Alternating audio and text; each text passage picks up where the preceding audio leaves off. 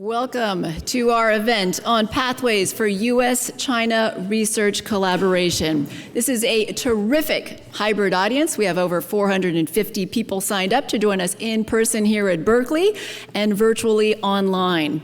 A warm welcome to our friends at the University of California, Berkeley. It's been a pleasure to partner with the team here for this event in this beautiful space. I'm Margaret Conley, the Executive Director of our Asia Society Northern California Center. Our board and our team are grateful to have you with us today to support our mission of navigating a shared future. These are difficult and complex times, and it has been important for us to continue to have a dialogue about the nuances of the pressing issues facing this world. This is the 5th of 8 events of our Seeking Truth Through Facts U.S. China program series. We've covered the CHIPS Act and its impact on Silicon Valley, semiconductors and tech, and disrupted supply chains. We recently hosted our global CEO, Kevin Rudd, the former Prime Minister of Australia, in conversation with Secretary Condoleezza Rice on the avoidable war. That video is up on our newly launched Asia Society Northern California YouTube channel. In a couple weeks, we'll talk about China's 20th Party Congress and everything that's making headlines right now. And all of the events that we have hosted will lead up to our 5th annual Future of U.S. China conference. That's going to be on January 12th. Early bird tickets are on sale now. So if you are a member, please join us. And if you are not a member, now is the time to sign up because that's a very good deal. We are very excited to be hosting this event here at Berkeley. We haven't been to Berkeley in 3 years since COVID, and this is thanks to our advisory council member, Mark Cohen, who curated this event with us. Let's please give Mark Cohen a round of applause.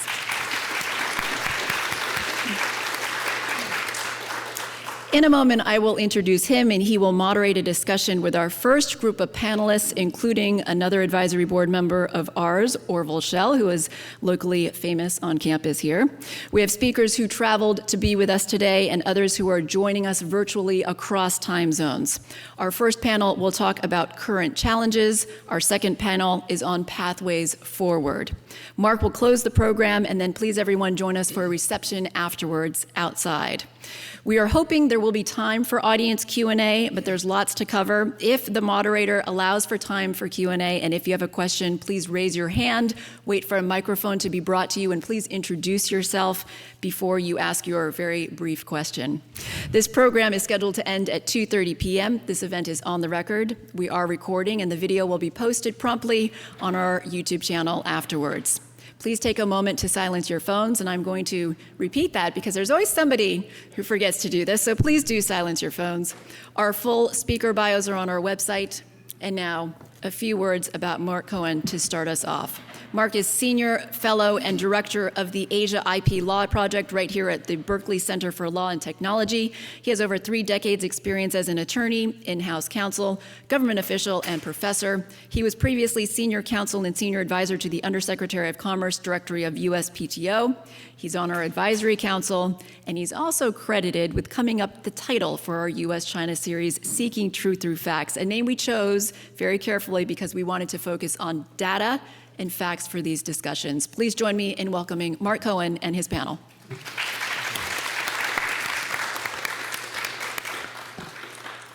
Thank you, everyone, for coming here on this beautiful day to this beautiful space to talk about some very difficult issues that we face, that China faces with us as well. I'm going to go right into the program, but before I do, for those of you who are lawyers, I was reminded by my colleagues, this program does award CLE credit, and there's a sign-in at the back. So you not only get a lunch, cocktails at the end, and CLE credit. That's a lot for nothing anyway, so please consider that. We have a great audience, and both virtual and here physically, and I'm very gratified by that as well, and I hope you can ask questions, those of you who are here. The virtual audience is, as Margaret mentioned, from all over the world, a range of disciplines, academic, corporate, government, a number of consulates and embassies. So keep that in mind as well as you phrase your questions. I'm going to turn first to Orville Schell. Now, the bios are all online, so I'm not going to repeat them, and Orville probably most of all needs no introduction. But I'm going to turn to Orville to give us about 6 minutes of phrasing, of describing how we got here today with these issues on collaborative research. This used to be something that everybody encouraged, and now it seems to be something that is full of trepidation. Orville. Well, thank you, Mark, and thank you, Margaret, for gathering us. Margaret mentioned shared future.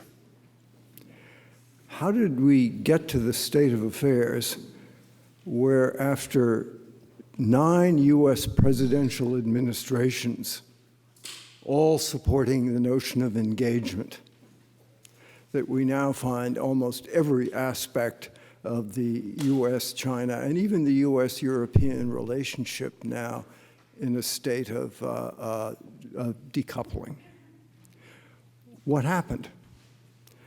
And of course, at the heart of the matter for us today is the research commons that the world did develop, and the United States was one of the epicenters of the most sort of intense and, I think, innovative global research efforts in the history of the world, where people from all over came here and still do come here. And Chinese were probably the most ascendant element of foreign researchers in almost any lab in this country. I remember I was in the faculty club here at Berkeley some time ago, and the former chancellor had been reading some articles I'd been writing, and he came up to me, he's a physicist, and he said, "You know, I just want to tell you that every single postdoc in my lab is Chinese." So how is it that now we're in such a state of stress and strain where things are unraveling, where we threaten not only to lose this rather precious thing of a global commons of research, but where superpowers like the United States and China are slowly and ineluctably separating? A little more each day. I think if you look at the trend, you'd have to say there's an ill wind at our back if you're in favor of collaboration.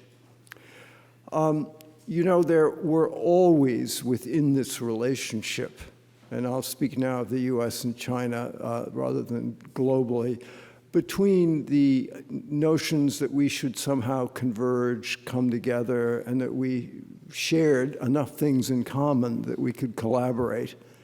And the other pole, which in Chinese parlance, there's a term of hostile foreign forces. And of course, in Western sort of argot, it was the free world versus the communist world, autocracy versus democracy. And yet, for most of my life, ever since 1972, when Kissinger and Nixon went to China, the presumption was slowly, bit by bit, we were at least on relatively convergent patterns, slowly to be sure, and China was never going to turn into a replica of the United States, but that if we kept at it, we'd get closer to closer, and ultimately we'd avoid conflict. And here we are, where conflict is not just an imaginable thing. We've seen it in the Ukraine. We've seen it can happen. I was just in Taiwan, and I have to say, I think there's a rather dark cloud hovering over the Taiwan Straits at this particular moment, which, if we have the second shoe drop in Asia, will turn everything upside down. And it's plausible. I'm not predicting it, I'm not wishing for it, I'm simply observing that if you plot the graph and you look at trends, it does not look very good. And that's going to affect not just trade, but as we see in universities, and as is the subject of this day's deliberation, what's going to happen to the global commons, which propelled the 20th century and now this century forward in such an extraordinary way when everything is pulling apart and where you have to choose to be on one side or the other. So if there is a metaphor for the crashing and burning of globalization, I think the research commons is perhaps one of the most redolent of meaning. It's the place where people don't disagree on, they're just there to do science. And yet it is now becoming contaminated and infected by politics. And at the heart of that political contradiction is the notion of a free, open, democratic society versus an autocratic, authoritarian society, which I would have to say Xi Jinping has taken to a new level of evolution. So gone are the days of peaceful evolution, which most Americans thought, that's a really good idea. Let's just slowly evolve. Let's concentrate on the shared interest and common interest, and we'll put the differences aside, and let's just kind of keep going and see if we can't converge. Those days are over. Engagement is dead. It's not coming back. And we are now confronted with a very different tableau, whether it's in the sciences, in business, in scholarship, in journalism. Every single realm of human life has its version of this, where the fabric is torn. And it's not going to be woven back together anytime soon that I can see. And I think it has a tremendous amount to do, and this is my final thought, and with the fact that I think we have to finally factor into the equation of our analysis, our due diligence, our risk assessment, the psychological elements of what drive people like Vladimir Putin and Xi Jinping. Because I think it's not enough to look at national interests, just plain policy. That is not purely what is driving this slow motion train wreck forward. And this is a very difficult thing to do because we don't have metrics. Economists don't know what to do with it. I just came back from London where a company asked me to come to speak to them. And I had been wondering about this for years. Why aren't companies interested in political risk? And they finally got together a bunch of companies who are interested in it because I think largely Nancy Pelosi's trip to Taiwan and the Ukraine. So how do we factor that into this equation? And can we find common interest? The last thing I'll say is I think we're on an ice pan that's melting beneath us, but let me just raise one area where I think there is some common interest. Will China, besides climate change, which is everybody talks about and nobody seems to be able to do anything about, what about cancer research? Is there any chance the United States and China could come together to have common protocols and do trials? My friend Li Chenjian sitting here is a scientist and engaging in scientific research on the cancer front. It would be nice. It would be logical. And it would make a lot of sense. But in the political realities of where we are today, I think it's going to be very, very difficult. Right. And frankly, I cannot think of any other areas where, not that there isn't common interest, but where we could get together. So with that rather gloomy, dark thought, let's see if anybody can make us feel a little more optimistic. Thank you, Orville. We're going to try to get optimistic, but let's see. That's mostly for the second panel. We're talking about challenges anyway. But okay, so our next speaker, at least to paint perhaps a more granular or data-driven picture of the decline in the global commons between the U.S. and China, is Professor Carolyn Wagner from OSU. And Carolyn has done some recent research on the downward trend in collaborative research between the U.S. and China. Carolyn, can you tell us about your observations? Yes, hello. Thank you also to the organizers and facilitators here today. It's a wonderful topic, one that's really important to me as a researcher. My research is mostly in science policy, but I'd like to just share some data and information that might help us in Can terms you of. enlarge your slide, Carolyn, or make it Is that big enough, It's or pretty small. is it small? I'm sorry. Yeah, okay, well, go ahead and explain it anyway, so. All right.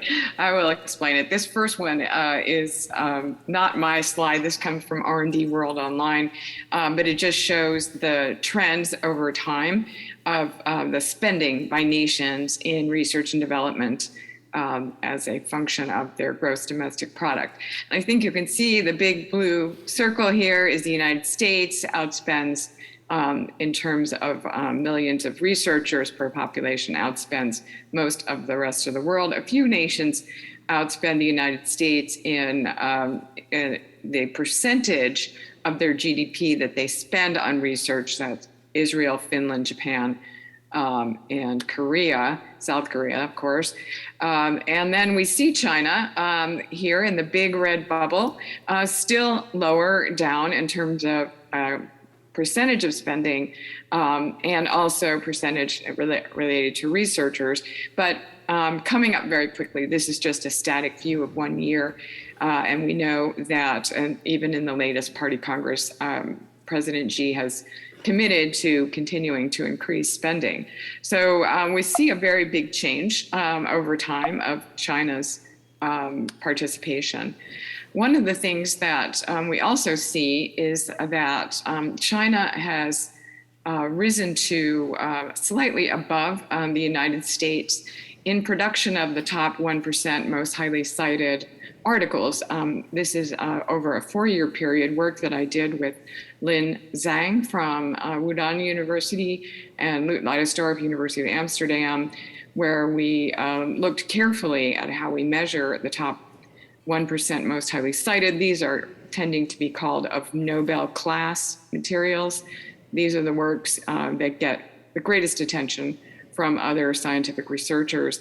And this work on the EU was done together with Koen Jonkers, also from the JRC, in which we found that China had surpassed the EU in around 2015 in top 1%, and surpassed the United States in 2019.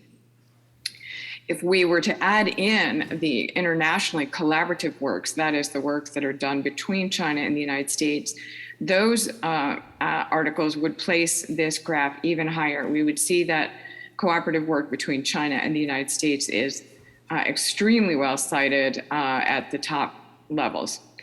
This doesn't mean that there isn't still poor quality work in China, or that there still aren't paper mills and so on. It just means that in terms of capacity to do world-class research, China is now at the forefront with other nations around the world. In addition, we have done work. This is work I did with Koen Jonkers that was in Nature magazine, in which we showed that open countries have greater impact in science, impact being a measure of quality.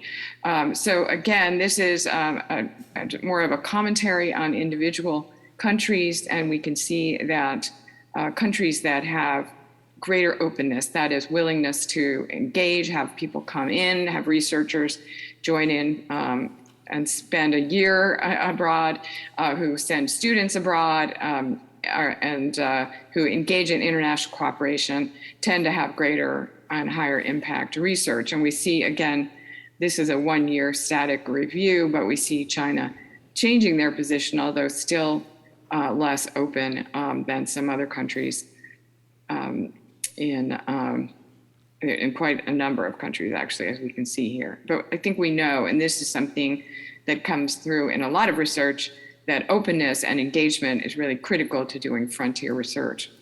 Now, I'm going to skip this one because it's hard to read, and I know you can't really see it, but so I want to just go to this graph in particular. So this is work that I did together with Xiaojing Zhai, who is at Zhejiang University.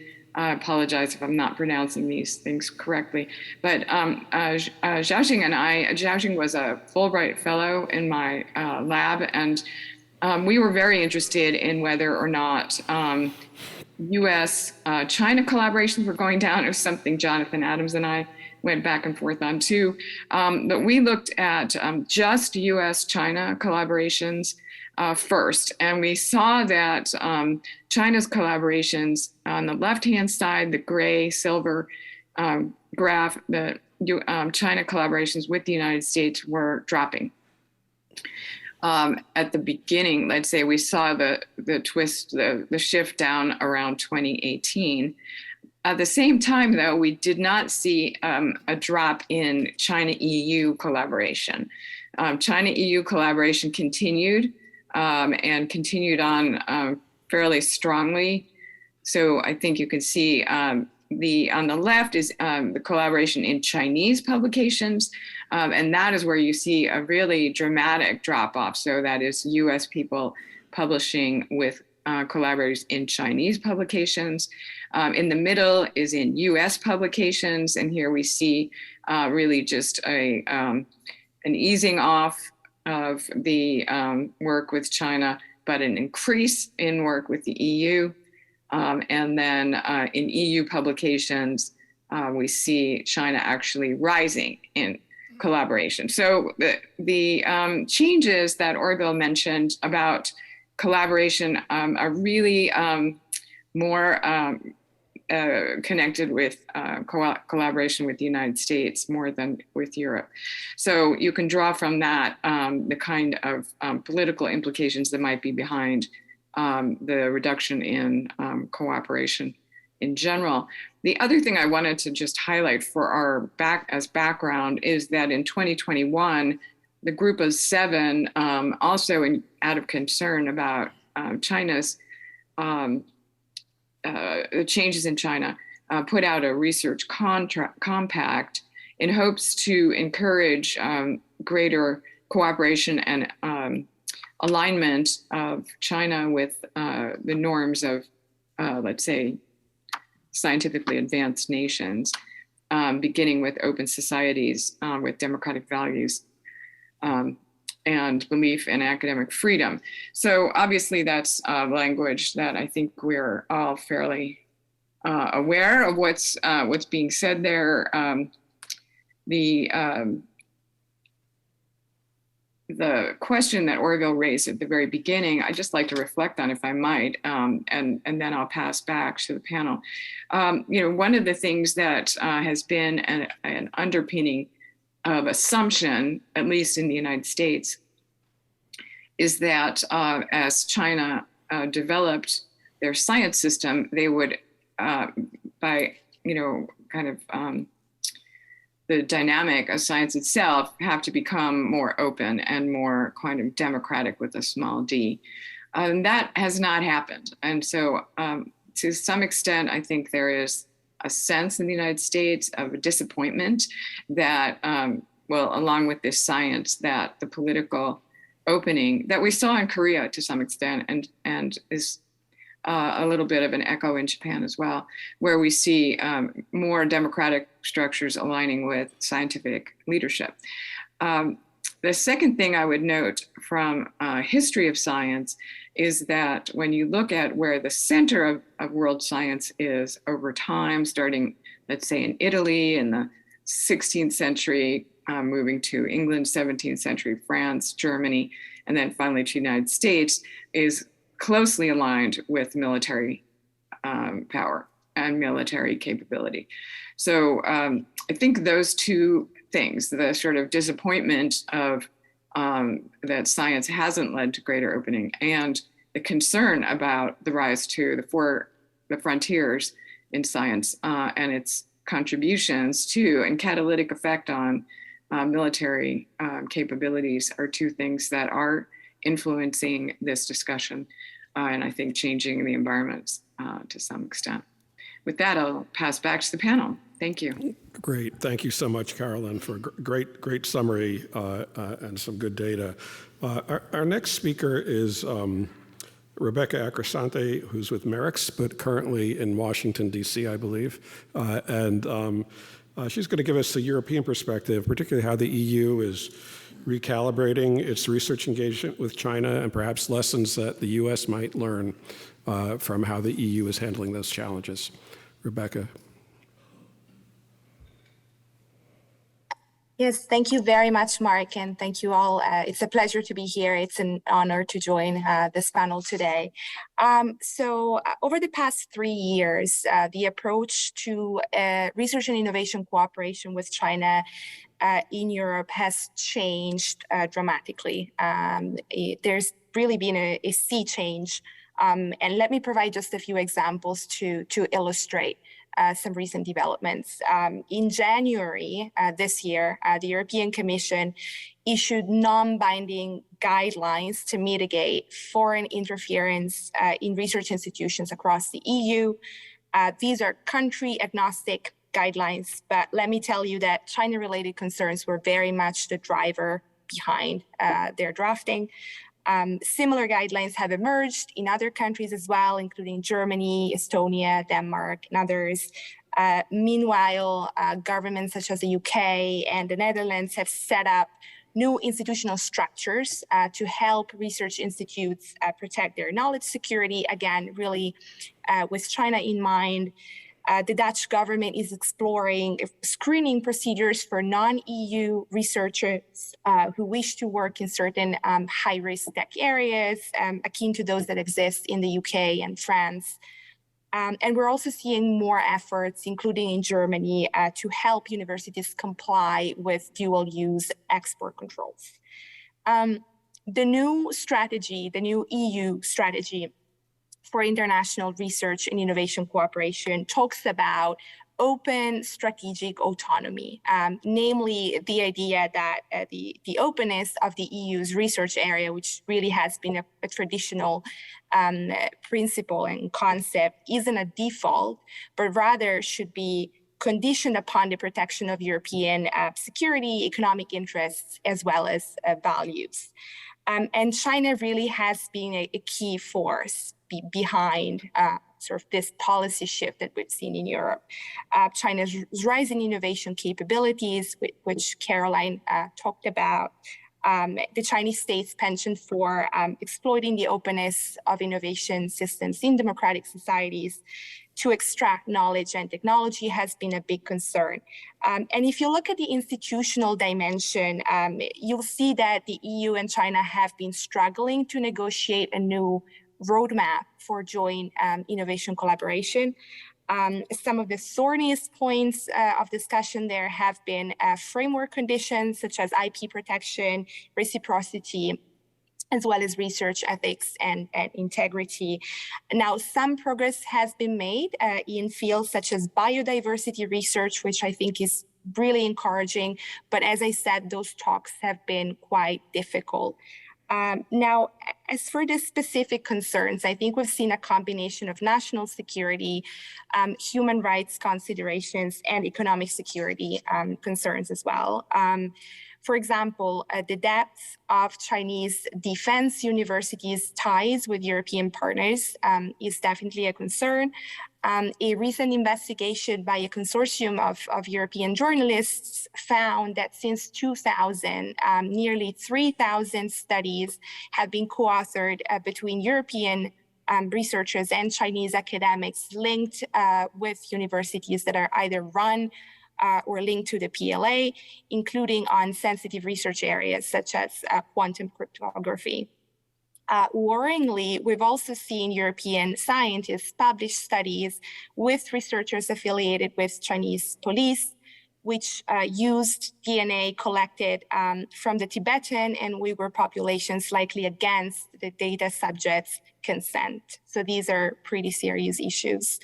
There are also concerns about China's state-sponsored industrial and academic espionage in Europe.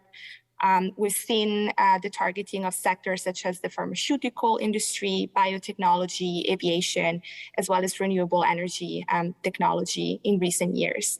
Now, one problem I see is the lack of disclosure requirements on the part of universities, which has led to a lack of transparency and generally made it quite difficult for civil society and for governments to really keep track of the situation and assess the costs and benefits of some of those partnerships. pressure is now mounting in both the EU and the UK, and Jonathan will probably elaborate on the UK situation, for universities to increase transparency around the partners that they work with, the contracts they sign, and the funding that they receive.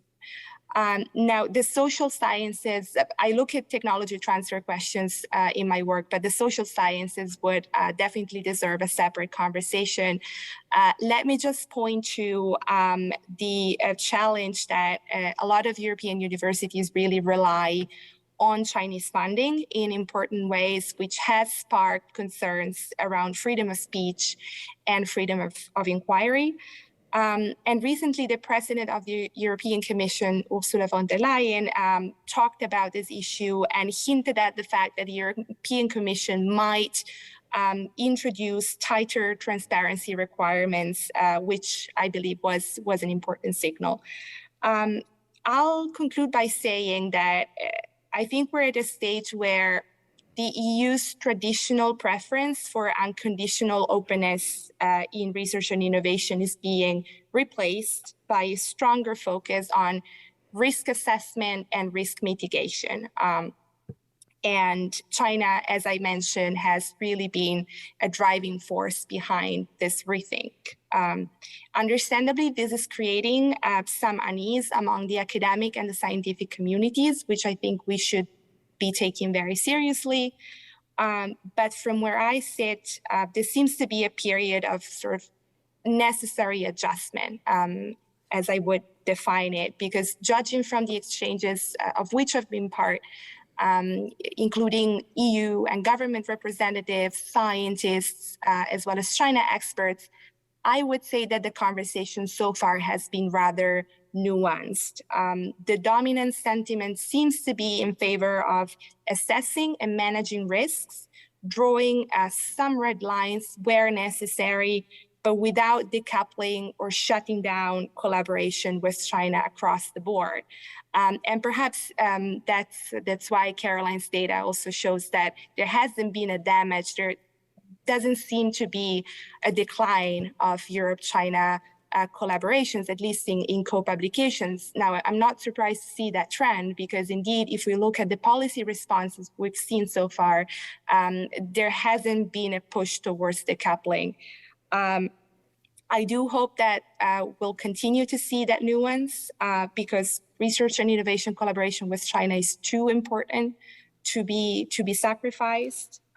We know that policy overreach is always a danger, but particularly at these difficult times, I think Europe can offer some perhaps balanced solutions to these difficult challenges. I'll stop here and hand it back to the panel. Thank you. Thank you, Rebecca, for beginning our very brief tour to Europe on research collaboration. When we talk about research collaboration, obviously we're talking about different forms. There's government to government, corporate research collaboration, and academic research collaboration, which could also be under government auspices. I know my friend Debbie Seligson, who used to be the science officer in Beijing, we were talking about a year ago, and she says she doesn't understand why is it that precisely at the moment where the U.S. could begin to get benefits from China for decades of collaboration and investment in Chinese researchers and research institutions, the U.S. pulls back.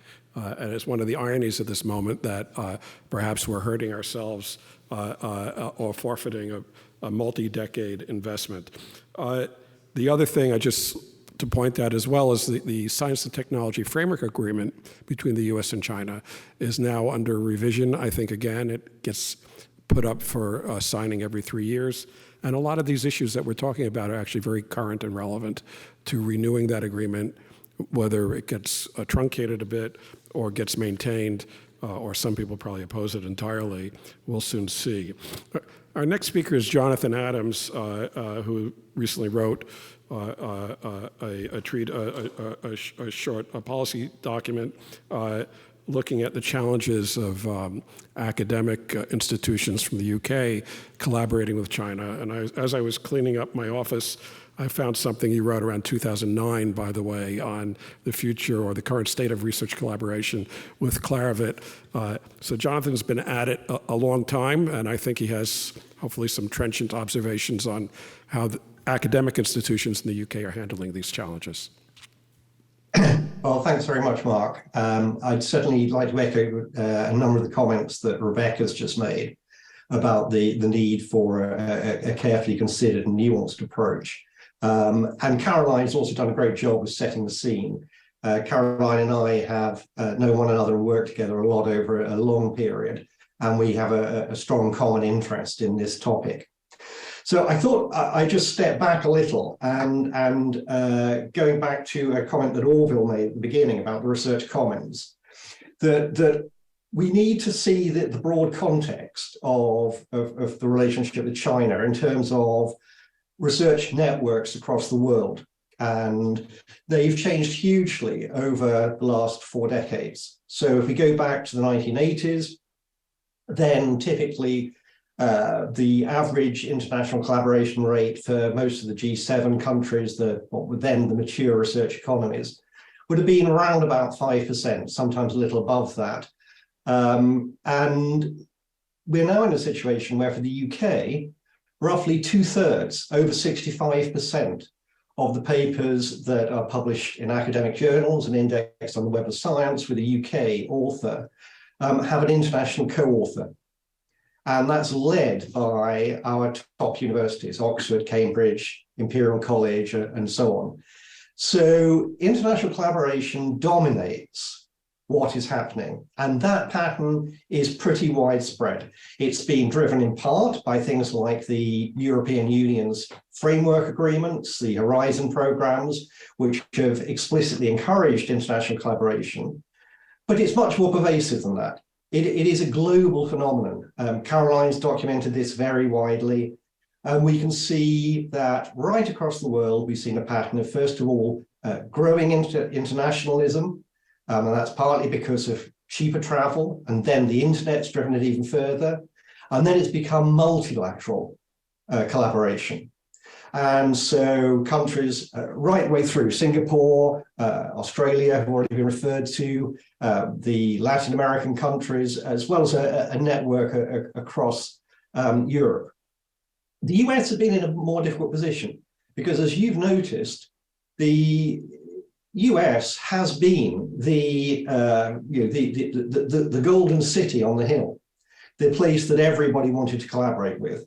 So if you look through most countries' data, you see that their most frequent collaborator is the US. But the US actually has a lower level of international collaboration than most of those other countries because it's had such a huge research economy. And the US, of course, is also relatively isolated by washing great oceans on either side. So you've got quite strong collaboration with Canada and Mexico, but it's not as big a feature. It's something I point out to people is that the distance from London to Ankara and the flight time is less than from Los Angeles to Boston. So you've got a huge country, but it's just one country. So your international collaboration patterns have been different.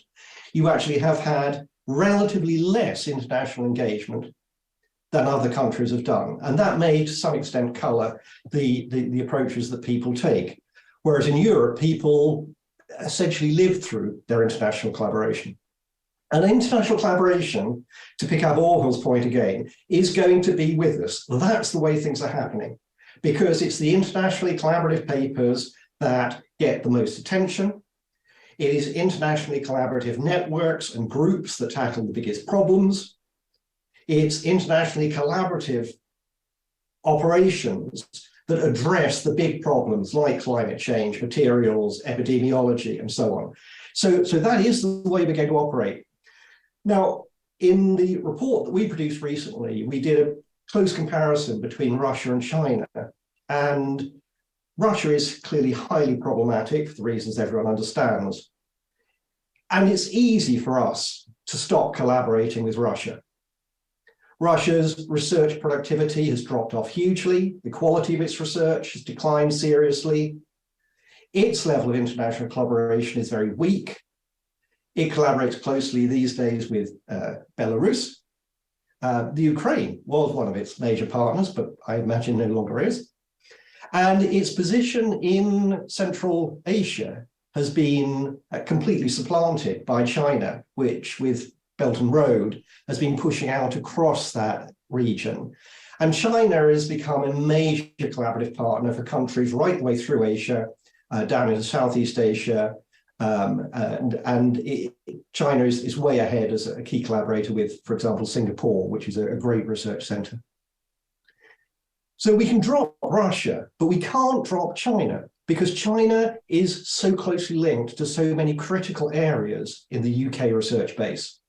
And what the Chinese are doing, as other speakers already said, is increasingly high quality. It's innovative.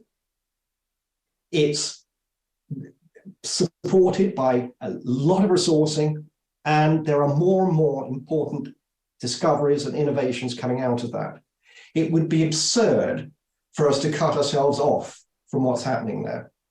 If we look at the US data, you may be aware, but if not, you should be, that there are areas of technology research in the US where the number of papers that are collaborative between a US co-author and a Chinese co-author are now more frequent than the US domestic papers in those fields. Nanosciences is one example. Telecommunications is another. So Chinese research is very important in these high technology areas. People have referred to the pharmaceuticals and the biosciences side, and in fact there's much less Chinese activity by comparison. It really is quite strongly focused, both for the US and for the UK, in those technology areas. And we clearly benefit from that. But there is this issue about communication and about monitoring and understanding the relationship. And the big problem there is that hardly anybody in the UK and very, very few UK scientists speak, read, or could even conceive of writing in Mandarin. And so the communication routes are somewhat undermined by our own educational policies and our failure to invest in language teaching. And I suspect that that will also be a problem for the US, and that will be because, as a very isolated geographical area, you have not had to speak other languages to any great extent. You do have a very much more diverse community, however, and there may well be resources you can draw on from that. But for the UK, one is immediately presented with the problem of how do we monitor any of these agreements? We can easily put in place some new legislation, some new framework agreement about the exchange of data, the exchange of information, but we don't know what's going on in our Chinese compatriots' laboratories because our researchers don't travel there. If they did travel there, they would have difficulty communicating with the people they work with. They would be very unlikely to sit down in the tea room and have a long discussion about other work that is going on in the same institution. And so their perspective is much more limited. And clearly, if we're going to have a good, strong, open relationship with China, which is the only one that makes any sense, then one of the things we're going to have to do is to focus not just on the science side, but also on the languages side, or we are blind to what is actually happening elsewhere. So I think, just to conclude, international collaboration is here to stay. China is a very, very big player now in that field. It's increasingly collaborative with more and more countries. What we have to do is to address how we are going to make the best use of that relationship and the benefits it provides, rather than focusing solely on how we control and limit the information flow in the relationship, which is a very negative position to start from. Thank you. Thank you, Jonathan. And thank you for the note of optimism. I want as many of those as possible, so thank you. So our next and last speaker on this panel is my dear friend He Jing, an old friend for many, many years. And he's going to give us the view from China about Chinese foreign collaboration, restrictions and opportunities. Thank you, Mark. Very happy to be back to the Asia Society's program. Very honored and very happy to be back to Berkeley. So I think start with when I'm looking at the issues we're facing. One thing that I really got present to is that nowadays it's so difficult for actually the governments around the world to be really responsible for something truly powerful. I think like what Ovil said is like the kind of a talent, right, in China or here, the kind of research comment, international collaboration is something really extraordinary for all this research or for all the collaboration. But the governments really don't know how to be responsible, especially in the face of confrontation and the kind of a perceived threats for whatever reasons. Now, I'm not going to comment on what's happening here or UK or Europe, so I can say something about China, right? How our government sort of respond to it with our measures. When someone's not being so responsible, and one thing they do is they're trying to protect themselves in whichever way they think that's appropriate. And I stole the term of art from USTR, which is called the toolbox. So we can take a quick look about what are the toolbox, right? Our government has been using, implementing in the recent years, sort of protect whatever we think is very powerful. I think probably starting very early, my personal view is that when China enacted this a very controversial the overseas NGO law back in the year 2016, that might be the beginning of all of sort of foresees all of the response we've been having, the kind of watch or caution, and all those measures, right, were implemented on watching the activity of the overseas NGO. That sort of planted the seed on the mentality of the governments or universities from that moment, at least. And then we quickly going back to the trade war time. First of all, actually, the one toolbox, somehow we took that out of it. China sort of amended its technology transfer rules, which actually somehow making things sort of easier, right? And we were so very happy about it. I did some work for UK IPO back in 2016, 17. We actually translate or customize the Lambert toolkit for the Chinese universities. So when the technology transfer rules were changed, we said, great, a lot of things we did for that customization is no longer needed. But very quickly, in the middle of the trade war, and when we're looking at it, especially the August 2020, China sort of amended the catalog of prohibited or restricted export technology. And somehow China have a ban of export of certain technologies, whether it's about the genetic things, drone technology, or the voice or the processing things, something that China thinks we have some advantage.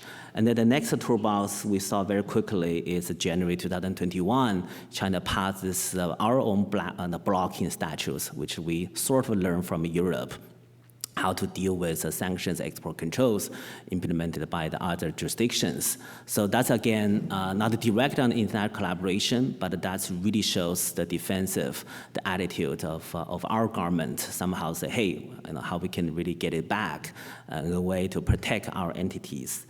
The third one, the next one, probably arguably the most determined, even though we have not seen the real usage of that. That's actually a recent amendment of the Chinese criminal code. For the very first time, we step up the protection of trade secrets, but we actually inserted there's a clause against the commercial espionage. Okay, that's actually in the Article 219. That's for the very first time, it's making very clear if someone sort of stole the trade secrets and give it to the overseas institution or entities without even any like a typical type of we call numerical thresholds, that's actually a criminal offense. Again, China's argument is, hey, we learned that from the U.S. Okay, we somehow improve the protection of trade secrets, but we also put this thing in. We have not seen the real public cases yet, but our team was recently involved in a case where we're so close, but somehow we actually, on this part, we are sort of on the Chinese company side. The other side, the foreign company somehow is a joint venture in China. They never transfer those data out of China. If they did transfer, that's probably that the new law would be applicable. But that kind of the criminal code amendment against the commercial espionage will be, again, this is probably arguably one of the most determined, the toolbox.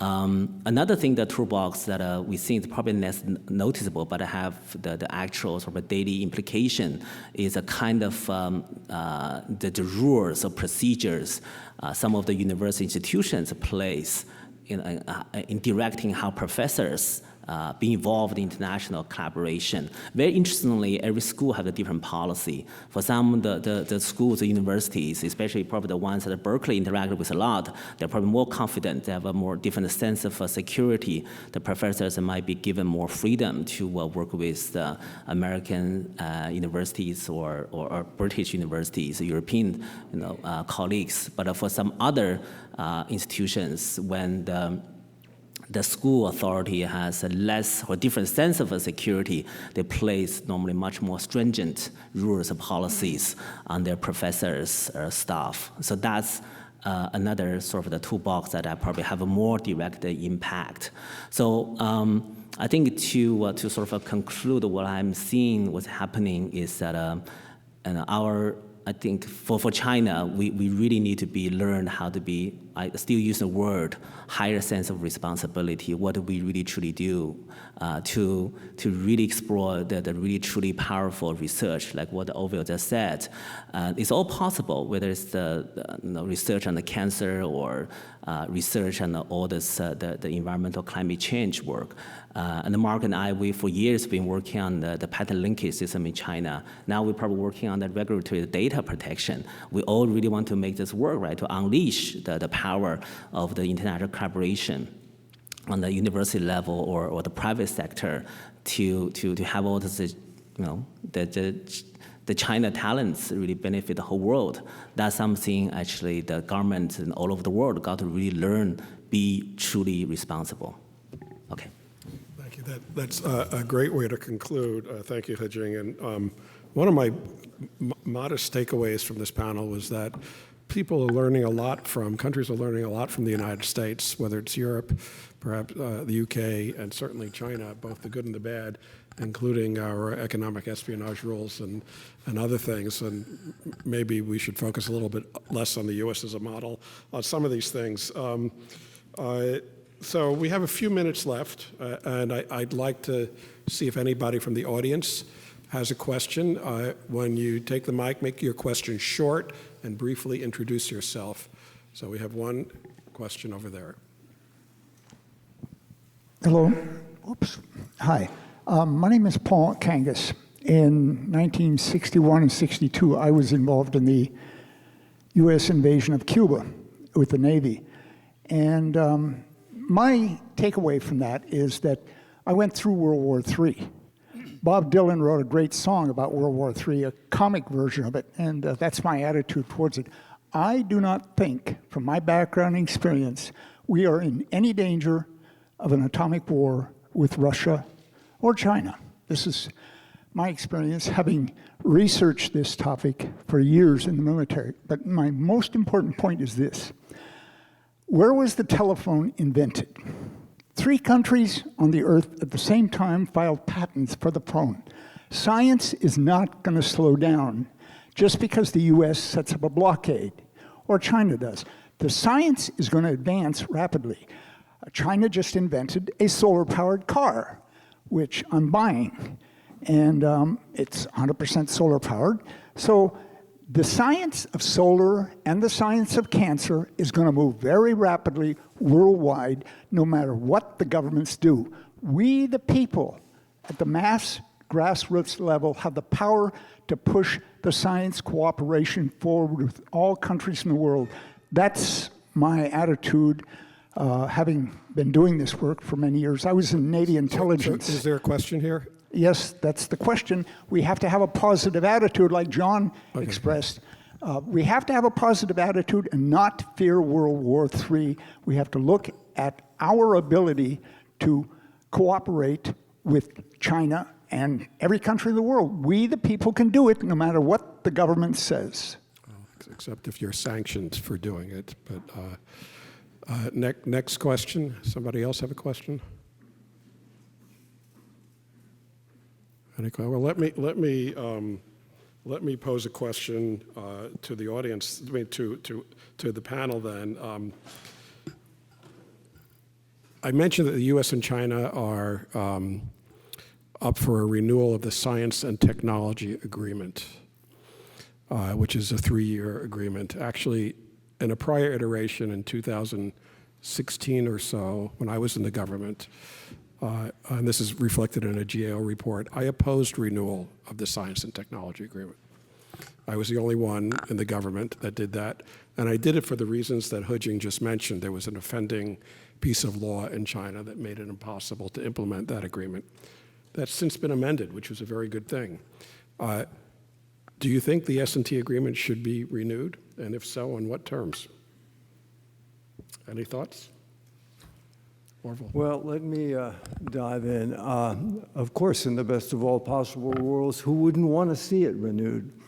But I think we'd be very foolish if we don't recognize that agreements like that, just like relationships between countries, are sort of free-floating entities that aren't influenced by the larger context in which they sit. And the larger context in which that agreement sits, in which our countries' bilateral relationships sit, are very contentious and increasingly more antagonistic relations with the People's Republic of China. So whether you think it should be renewed or not depends on this critical question. Where on the Richter scale between friend or engagement and enemy and decoupling do you think the relationship between the U.S. and China now sits? It is moving very rapidly. And if you don't answer that question, you can't answer your question or any of the other questions that anybody here will answer. I know scientists love to see cooperation. I love cooperation. But how are you going to cooperate if you have the prospect of going to war? And I want you all to realize that prospect is growing realer with each passing day. And if you doubt it, just pick up the paper and read about the Ukraine. It could happen. I'm not predicting it. I don't want it to happen. But there are myriad things that could spark that conflict. And then where does science sit? Then where does collaboration sit? Well, it sits in a cocked hat. It's dead. It's gone. And we're back in a world of complete decoupling. And you have to at least address that question before you address any of these other questions. I wonder if our European speakers could talk about renewal of is that at all controversial in Europe or in the UK to renewing these S&T framework agreements? Well, the recognition is that at the moment we want to be able to work with China, and we're looking for ways of doing that. Rebecca can talk about the sort of broader European view, because sadly, for some reason, the UK decided to divorce itself from the rest of Europe. I just say that, I mean, we looked at Russia and China, and we compared those two and said, you know, Russia, we can easily decouple from. China, it's going to be extremely harmful for both perspectives, and there are many political and cultural reasons why it's highly undesirable. These are not the only two that we could have looked at. I think we also have to look at a number of other regimes around the place.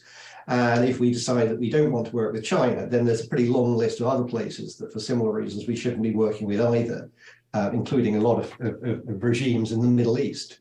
And they're building up their own spheres of influence as well. So going down that route, I think, is very dangerous. The important thing is, as I indicated earlier, to work out your communications.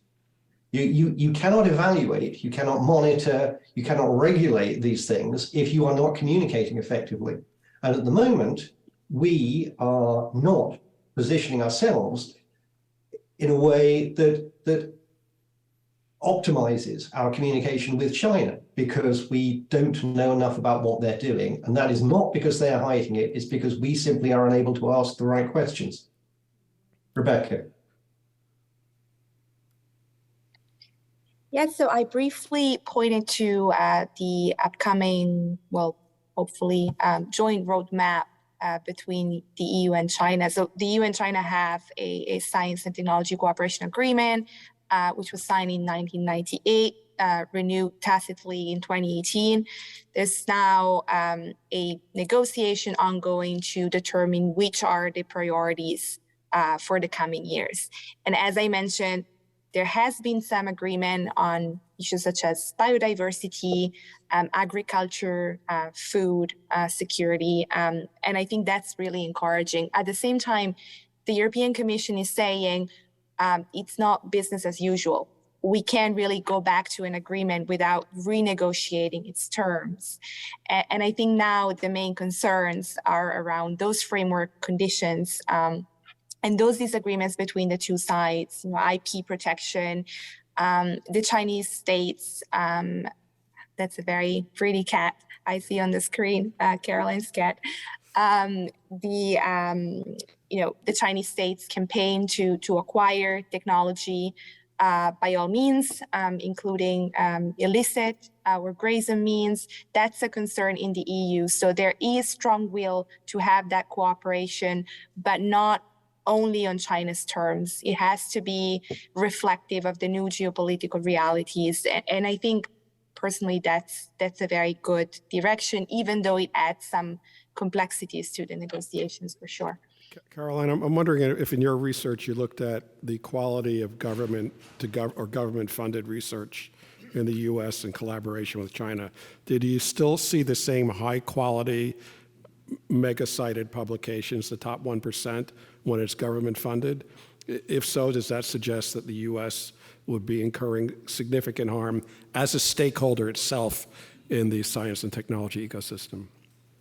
So one of the things to understand about U.S. funding for science and technology is that for the most part, the U.S. government funds U.S. participants in collaborations. It doesn't fund the collaborator from a foreign country. We do. Actually, we do through the NIH, but yeah. And then there are special programs. So most of the international agreements that we sign, science and technology agreements, only set the rules of engagement. They don't set aside special funds, and they don't make funds specifically available for that. So to the extent that we continue to use our agreement, we actually have close to 2,000 agreements. And I know Dennis Simon is going to talk about the agreements when he speaks, but he knows more about it than I do. But we have more than 2,000 agreements with China on all kinds of different things. And these agreements help to set guidelines and rules similar to Mr. Ping's comments about how these kinds of relationships can indeed influence norms and behaviors in both countries. The U.S. has changed many rules and regulations over time in response to relationships with foreign partners. So I think that's kind of an important aspect of this that we need to keep in mind, that these agreements really set rules. And it's also important, and I think it's important to state this, and that is that the quote unquote rules or norms of conduct that govern science, especially scientific cooperation, are not rules that have been set by the United States or determined by the United States. These are rules or norms that have grown up as part of science itself. What makes science operate effectively and efficiently? It is reciprocity, it's self-organization, it is open communication, it's sharing of results, reproducibility. These things aren't set by the US government. They're the things that have been shown over centuries to be linked to effective science. So to the extent that we can instantiate that in agreements and make sure that it's clear that it's not us setting the rules, it's us recognizing the norms of behavior that are most effective for good science. That's how, if it were me running the next agreement, I would focus at that level rather than on picking one or two areas where we're going to fund or not fund research. I'll pass. Yeah. So just to add my own views on that. Thank you. When we were renewing the STA in 2016 or so, we found slightly over 500 patents with U.S. government funding where there was a China resident collaborator. This was NSF, NIH, DOE, a range of other institutions. And there was very minimal oversight over the patenting and research conducted by the Chinese collaborator after the U.S. government-funded phase ended. And actually, I was in touch with Europeans. I remember Italians, Germans, the Brits as well, and some other countries to try to determine what was happening with the money and whether it was being, the fruits of that research were being maintained in accordance with the legal requirements of the STA. I agree with what you said, Carolyn, about science has its own ecosystem, but there is often a difference between that ecosystem and what the STAs provided and what local law provided. And that actually created a conflict that eroded confidence, and it resulted in 2 WTO cases, one filed by the U.S. And one filed by the EU. I believe the EU complaint attracted about 12 different countries that may or may not have also had scientific collaboration with China. China changed its rules, but there was this issue of inconsistency between the scientific ecosystem and the legal structure that people expected.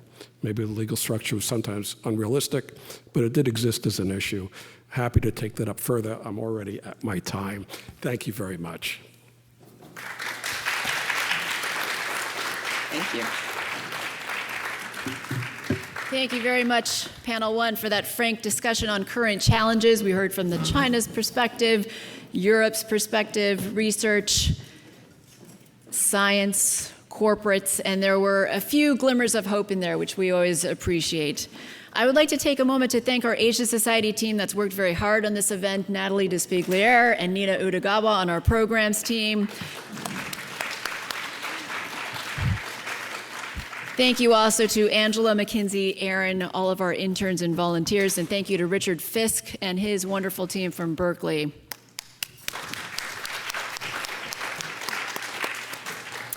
As a reminder, after this panel, we have a reception afterwards, and it will be held right where we had lunch. And now let's please welcome our second panel moderator, Glenn Tiffert. His panel, hopefully a bit more positive, we'll talk about pathways forward. Glenn is a research fellow at the Hoover Institution, that other university, Stanford. He co-chairs Hoover's project on China's global sharp power, which focuses on building resilience against authoritarian interference with democratic institutions. He also currently serves as the executive committee of the Academic Security and Counter-Exploitation Program. He's also pioneering the integration of computational methods drawn from data science into the study of Chinese history, and he earned his PhD from Berkeley. Please join me in welcoming Glenn Tiffert and his panel.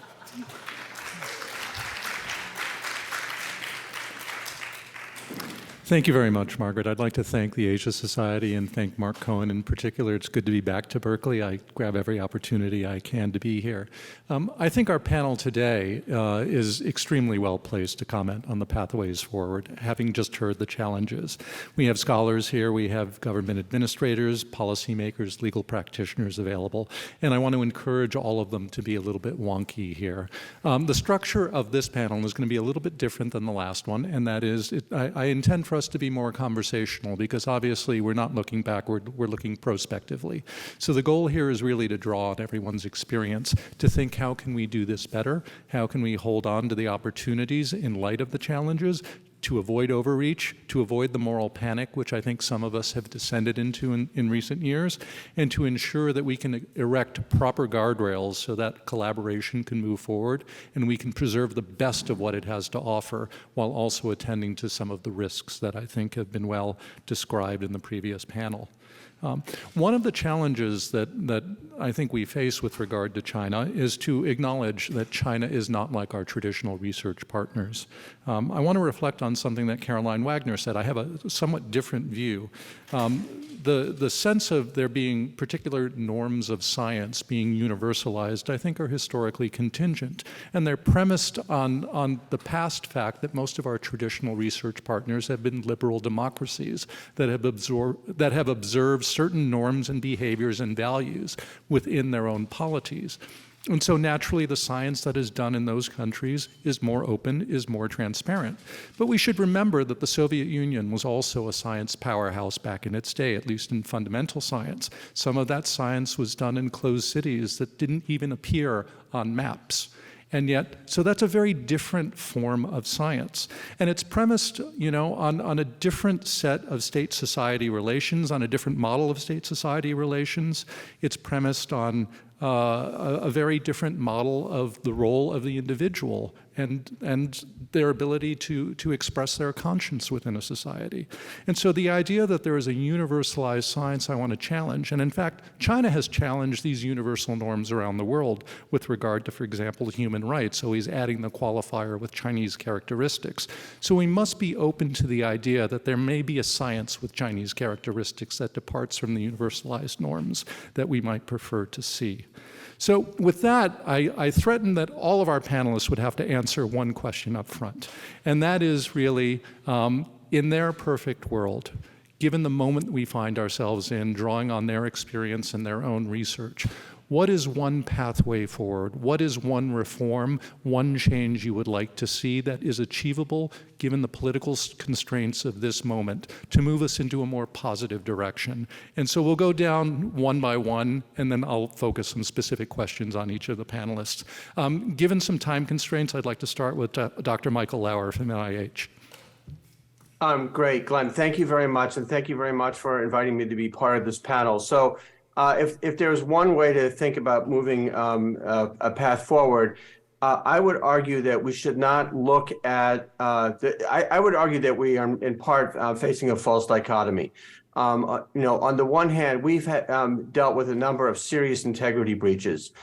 People sharing confidential grant applications from peer review, people basically being funded twice to do exactly the same thing, once by a foreign government and once by the United States government. People with serious financial conflicts of interest related to equity in foreign companies that they have not properly disclosed as required by U.S. law.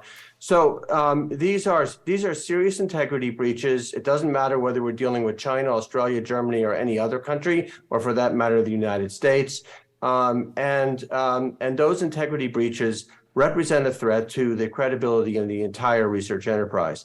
And that is not a problem with regard to collaboration. Collaboration is a very good thing. And so I'm afraid that what has happened is that in part, the series of problems that we have faced have been framed as collaboration versus dealing with integrity. And I think that's a false dichotomy. And I think we'd like to, if there's one thing we'd like to do, is try to reframe this conversation. Thank you. Sure, thank you very much. Georgina, please. Well, I'm going to take a different perspective as a lawyer who advises commercial clients. And I hear of two different risks throughout this conference. There's the risks from governments and laws, so risks of government enforcement or compliance burdens. But even once you get past that hurdle, there's an additional risk, and that's the risk from your counterparty. Is your counterparty going to harm your balance sheet? Is it going to impair the value of your assets, or it's going to increase your liabilities on your balance sheet? And so I have different advice depending on what the risk is. When it comes to the government risk, and that includes both U.S. laws and regulations and Chinese laws and regulations, particularly with China, you have to be pragmatic about it going forward. take, for example, China's regulations on human genetic resources. This is a law that essentially requires a filing or approval to export human genetic data outside of China. It is impossible to comply with. 100% technical compliance is not probable or even realistic. So be pragmatic. You have to figure out where the market is. You can think of creative arguments in order to figure out whether or not you are operating within the bounds of the law, because every law will have gray areas. And you have to look at the framework. Is this an area where a government is active in enforcing against parties? In the case of the human genetic resources regulations, we're not seeing active or significant enforcement against life science companies, for example. So you have to think about it pragmatically. And when it comes to your counterparties and the risks that they might pose to your own balance sheets, again, be proactive rather than reactive. And think about whether or not your partner is truly aligned with your goals and poses a risk to your business. For example, have they been involved in a number of disputes or lawsuits in recent years? Are they aspiring to copy you and be a competitor, or are they comfortable being a distinct player in the market?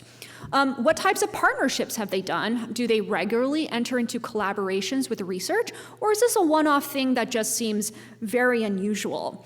What's their reputation in the industry? Are they backed by reputable foreign investors outside of China? You have to look at the totality of those things to see if they are a good partner for you, and that will also further reduce your risks in that.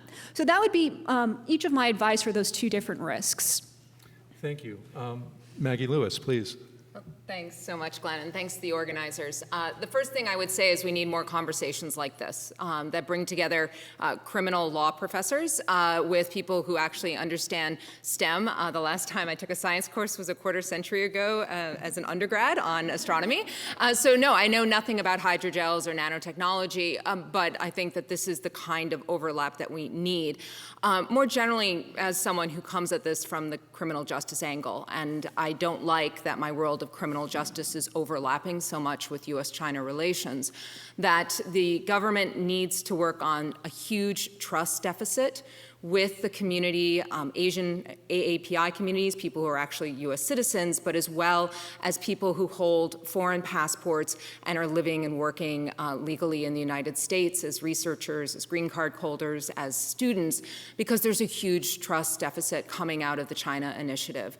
So the formal Justice Department initiative called the China Initiative has ended. However, not only are there, of course, still criminal measures that can be invoked when there are research security issues, and sometimes should be used, I think, though, very much as a scalpel, not as a sledgehammer, but there's a lot of fear out there, and that's real. And when the China Initiative was ended, the Justice Department acknowledged the perception that there was bias, but only acknowledged the perception. You feel like there's bias, but never admitted to any bias, explicit or implicit, in anything the government had done.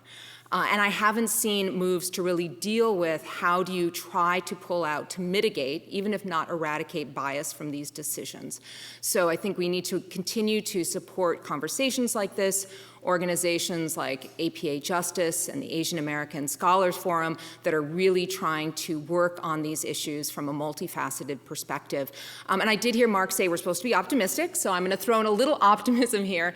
There's a draft paper out from a group of scholars at Princeton, MIT, and Harvard that's up on the Asian American Scholar Forum website and was reported on in the Wall Street Journal and other places, looking at the chilling effect and researchers of Chinese heritage who have considered leaving or actually left the U.S. or otherwise diminished their ties with China for fear of being put under the microscope. But one sentence I pulled out of there was that despite an overall fearful sentiment, an overwhelming majority, 89% of our respondents, indicated their desire to contribute to the U.S. leadership in science and technology. Holy moly, 89%, right? So you want the good news is that there's a lot of people who, even with the anti-Asian sentiment, even with the concerns about how being a researcher working with Chinese counterparts can put you at risk for being looked at seriously for both administrative and even criminal penalties, they want to contribute. They want to stay.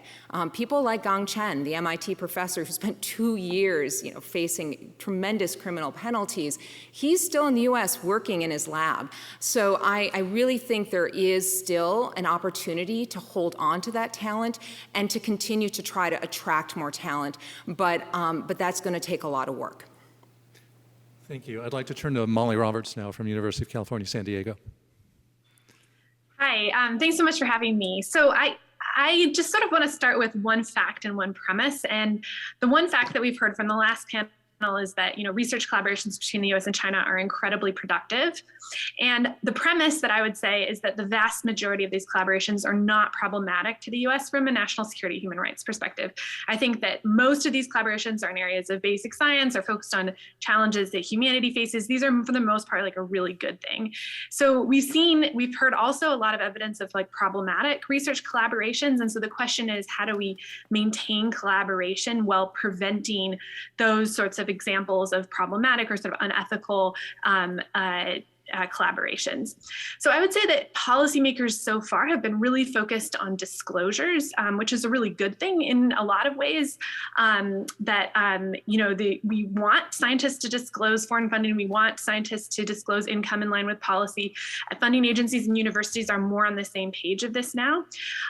But what sort of happened in the meantime is there's been this big chilling effect, and something that we've documented using bibliometric data on sort of across the board U.S. China research collaborations, because even though there's more clarity on disclosures, all of these sort of very highly publicized cases, there isn't a lot of guidance on what kinds of collaboration are okay and what kinds of collaboration are not okay, and outside of sort of what's export controlled and classified. So I think there's this sort of perception that sort of any type of collaboration is bad, even though there's a lot of collaboration that's really good. And so trying to sort of make some standards or some guidelines about that. So I think that's the main challenge for US policymakers, is to sort of clearly define, and maybe the academic community as well, what types of collaborations are problematic. And I don't think this always has to be through regulation, but it could also be through appeals to sort of like ethics, kind of like human subjects research. How do we think about collaboration with scientists in countries where there are human rights abuses? Like, do we think about working on like surveillance technology or other types of things? How do we think about that from a science perspective? So I think that's one area where we could do a lot of work, and Eric Lander talks about this in his guidance thesis, that this is maybe coming from policymakers, but I hope that there could be a lot more clarity, because I think the lack of clarity around this leads to this chilling effect, and I also think it's more likely to sort of create implicit bias. What we know from social science research is that ambiguity like this has this kit is more likely to sort of get people to use their implicit biases rather than actually looking explicitly at what the research is actually doing. And so sort of along with that, I think that, and following up on what Maggie was saying, I think that funding agencies and academic institutions really need to be at the forefront of preventing explicit and implicit bias that affects scientists of Chinese heritage. I think that as US-China tensions deteriorate, we need to be sure that our scientific community is not, does not suffer from these biases, and we need to mitigate them as much as possible. And this is not only just the right thing to do, but it's also how we in the US welcome scientists from around the world to come to US institutions and do path-breaking work, is to make sure that our institutions are actually welcoming. And so I think that is a really important aspect of this as well. Thank you, Molly. Over to you, Dennis. Dennis Simon. Thank you very much. It's been an interesting set of discussions. I had the good fortune of being present at the creation. I was working in Washington between 80 and 83 to do the background research that went into the S&T bilateral agreement.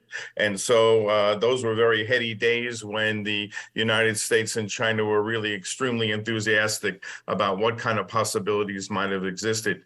But the thing that we have to recognize before we come up with solutions is that the base conditions surrounding the inception of that agreement and where we are today have fundamentally changed. At that point in time, the relationship was highly asymmetrical in terms of capability. It was extremely hierarchical, and the United States basically was the teacher and China was the student.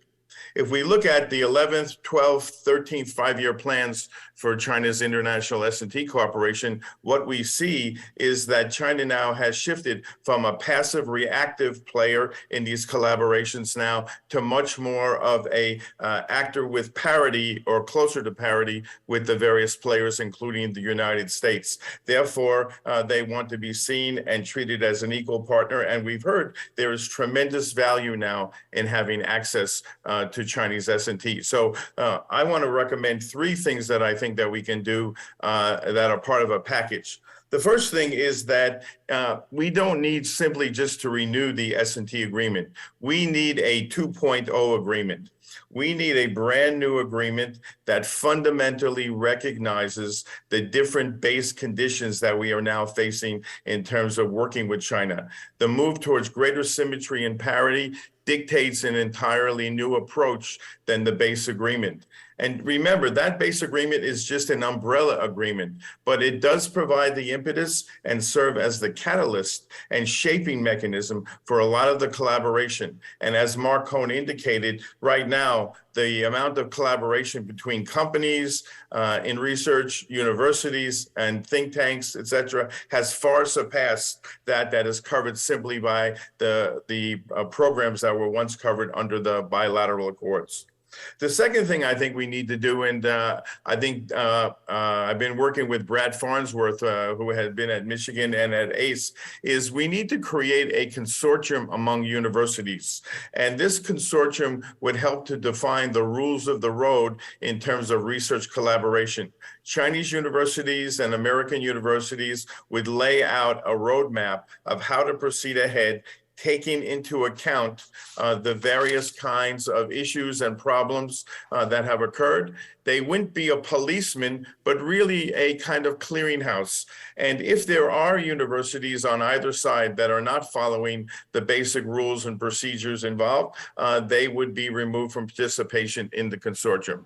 And I think we need to have some kind of body that brings together the universities from both sides that starts to have a frank dialogue about what's gone on that's created the kind of problems we're facing today. And third, I think we need to do what I call a new benchmark study. In the early 80s, Leo Orleans, who had been at the Library of Congress, put together a book called Science in Contemporary China. And that book basically was a stock taking of Chinese progress in all of the major scientific fields. Obviously, from the early 80s till today, as we've heard, science has evolved. It's not like it was 30 or 40 years ago. But nonetheless, we need to have a benchmark set of studies and understanding so that we get rid of the hyperbole, the exaggeration, and the concern with some very realistic benchmarking. And we can use those studies basically to continue to follow. And we would get the information both from access to China, but also from the really broad array of American scientists, engineers, et cetera, who have had access to Chinese science over the last 40 years. In other words, we ought to build from what we know, and NIH, NSF, DOE, they all have all of the reports from all of the studies, et cetera. We can use that to create a foundation that's available for public knowledge so that we can rid ourselves of some of these inconsistencies of whether China is an innovation laggard because it's not democratic, or China is innovation juggernaut because it's an autocratic, authoritarian, state-driven system. You can't have it both ways. We need to understand where the emerging pockets of excellence are in China in order to understand where we need access and that where it's most important and where we basically don't need to pay very much attention, if any at all. So I'll stop there. Well, thank you. We're only a third of the way into the panel, and we've got such a rich set of prescriptions from all of you. I feel my job is done, and I can go home now. But I'd like to actually drill down with each of you, and because all of you work on different corners of this problem set, I'll direct a question to one of you, but if others of you would like to chime in and supplement, please feel free to do so, and then perhaps at the end we'll have time for Q&A. I'd like to start with Mike Lauer. We're several years now into a whole-of-government effort to address concerns with research security and integrity. Can you address, as much as you are able, what the trends are in that movement, the improvements that you're seeing, the improvements that you're working towards, and where work remains to be done? You know, in 2021, there was the adoption of NSPM 33, which promises to significantly change how research funding is governed, how researchers and their institutions disclose, and what a baseline research security program might look like. And NIH sponsors an immense amount of research, even directly with Chinese researchers. So can you talk about some of the goals behind NSPM 33, how you expect it to change how research is administered and governed in the United States, and perhaps move the ball forward on this pathway towards collaboration? Thanks, Glenn. So I think there's already been quite a bit that has happened with the process of developing NSPM 33 and the implementation guidance.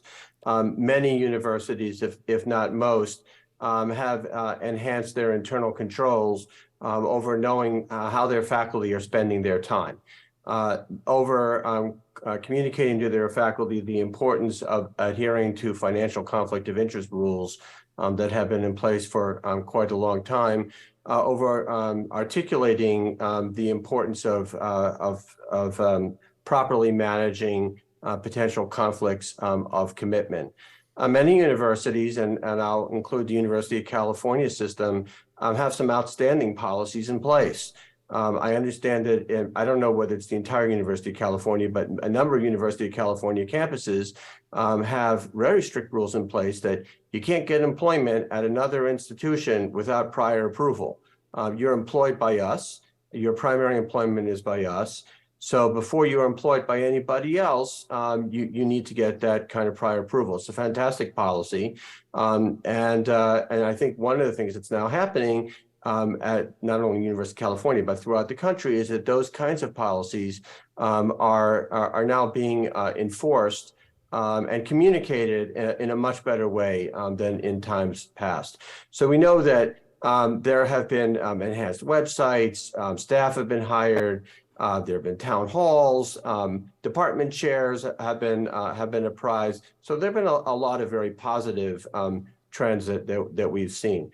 I would say, with regard to integrity problems related to China as well as to other countries, we are definitely seeing a decrease in the number of new cases that are coming in.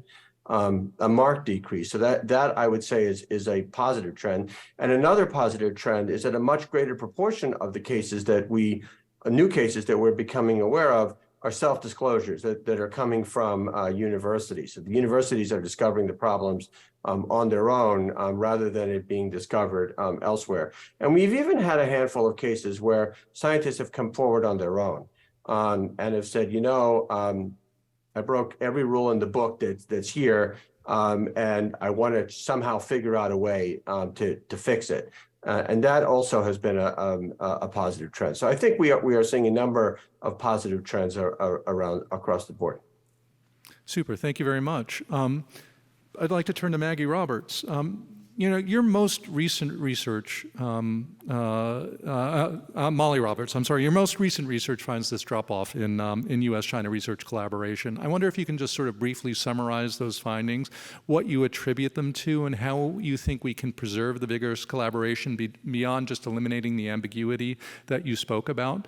There's a tremendous effort on the part of the PRC now to indigenize research, to change the metrics by which people are rewarded within Chinese academia, to turn their eyes internally so that they publish only in Chinese language journals, which in and of itself could impact the larger extent of international collaboration, independent of the geopolitical frame and independent of U.S. policy. So how do we also tackle that set of problems of China turning inward already in and of itself? Yeah, so those are really good questions. So just to summarize the work that we did, we looked at bibliometric data on scholars in the life sciences. And we looked at scholars who had had previous collaborations with scientists in China and those who had had other international collaborations. And we saw that after sort of the initiation of this sort of investigation into foreign interference in research, that there was a decrease in productivity, a small but significant decrease in productivity among people who had collaborations with scientists in China relative to scientists in other countries. And we found this was particularly concentrated in certain types of areas that maybe could be, it's hard to say exactly, but it could be associated with like the sort of most publicized investigations, these types of things. We talked to a lot of scientists to try to understand the mechanism. Of course, in the data, it's really difficult to understand the mechanism. And we found that a lot of scientists were reticent to start collaborations with scientists in China because of sort of the uncertainty around whether collaboration would be okay going forward. Obviously, there's a lot of tensions. There's a lot of talk about this, concerns that sort of they would make one misstep and get in a lot of trouble, or they would be under a lot of scrutiny. Especially scientists of Chinese heritage felt this way, and therefore it was better just to sort of stay away in general and reorient research elsewhere. And I think that that is coming in a large part of sort of a confusion of what types of collaboration were considered sort of okay and not okay. And within the U.S., we did not hear a lot about people feeling like their collaborators in China were pushing them away, although in the social sciences, that does definitely seem to be the case more. I think so it may vary by discipline. But I do think, there isn't anything that U.S. policy can do necessarily on, figuring out if policy in China is sort of decreasing collaborations. But I do think that what we've seen from the data is there are a lot of very productive collaborations between U.S. and China scientists on things that are not detrimental to security, and those are things that I think we should figure out a way forward on. I wonder if we can drill down then into the social sciences, because very often they're not talked about as often in the larger conversation about U.S. China research collaboration. In the social sciences, it's much harder to avoid the politicization in the larger geopolitical frame. I know particularly from my own field in history, we've seen a period of time, even going back 6 years, at which it was getting harder to collaborate with colleagues that we'd had longstanding relationships with in the PRC.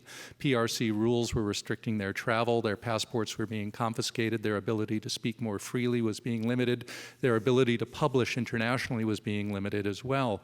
And so do you have any suggestions really for how to keep those channels open, how to continue to work with people in a way that sustains their connections to the outside world at a time when they're profoundly under pressure within their own society, and then also to retain the basic integrity of our own intellectual independence so that we're very sensitive to not sort of working with them, but also then by virtue of being allowed to work with them, picking up narratives that the Chinese state is especially interested in propagating?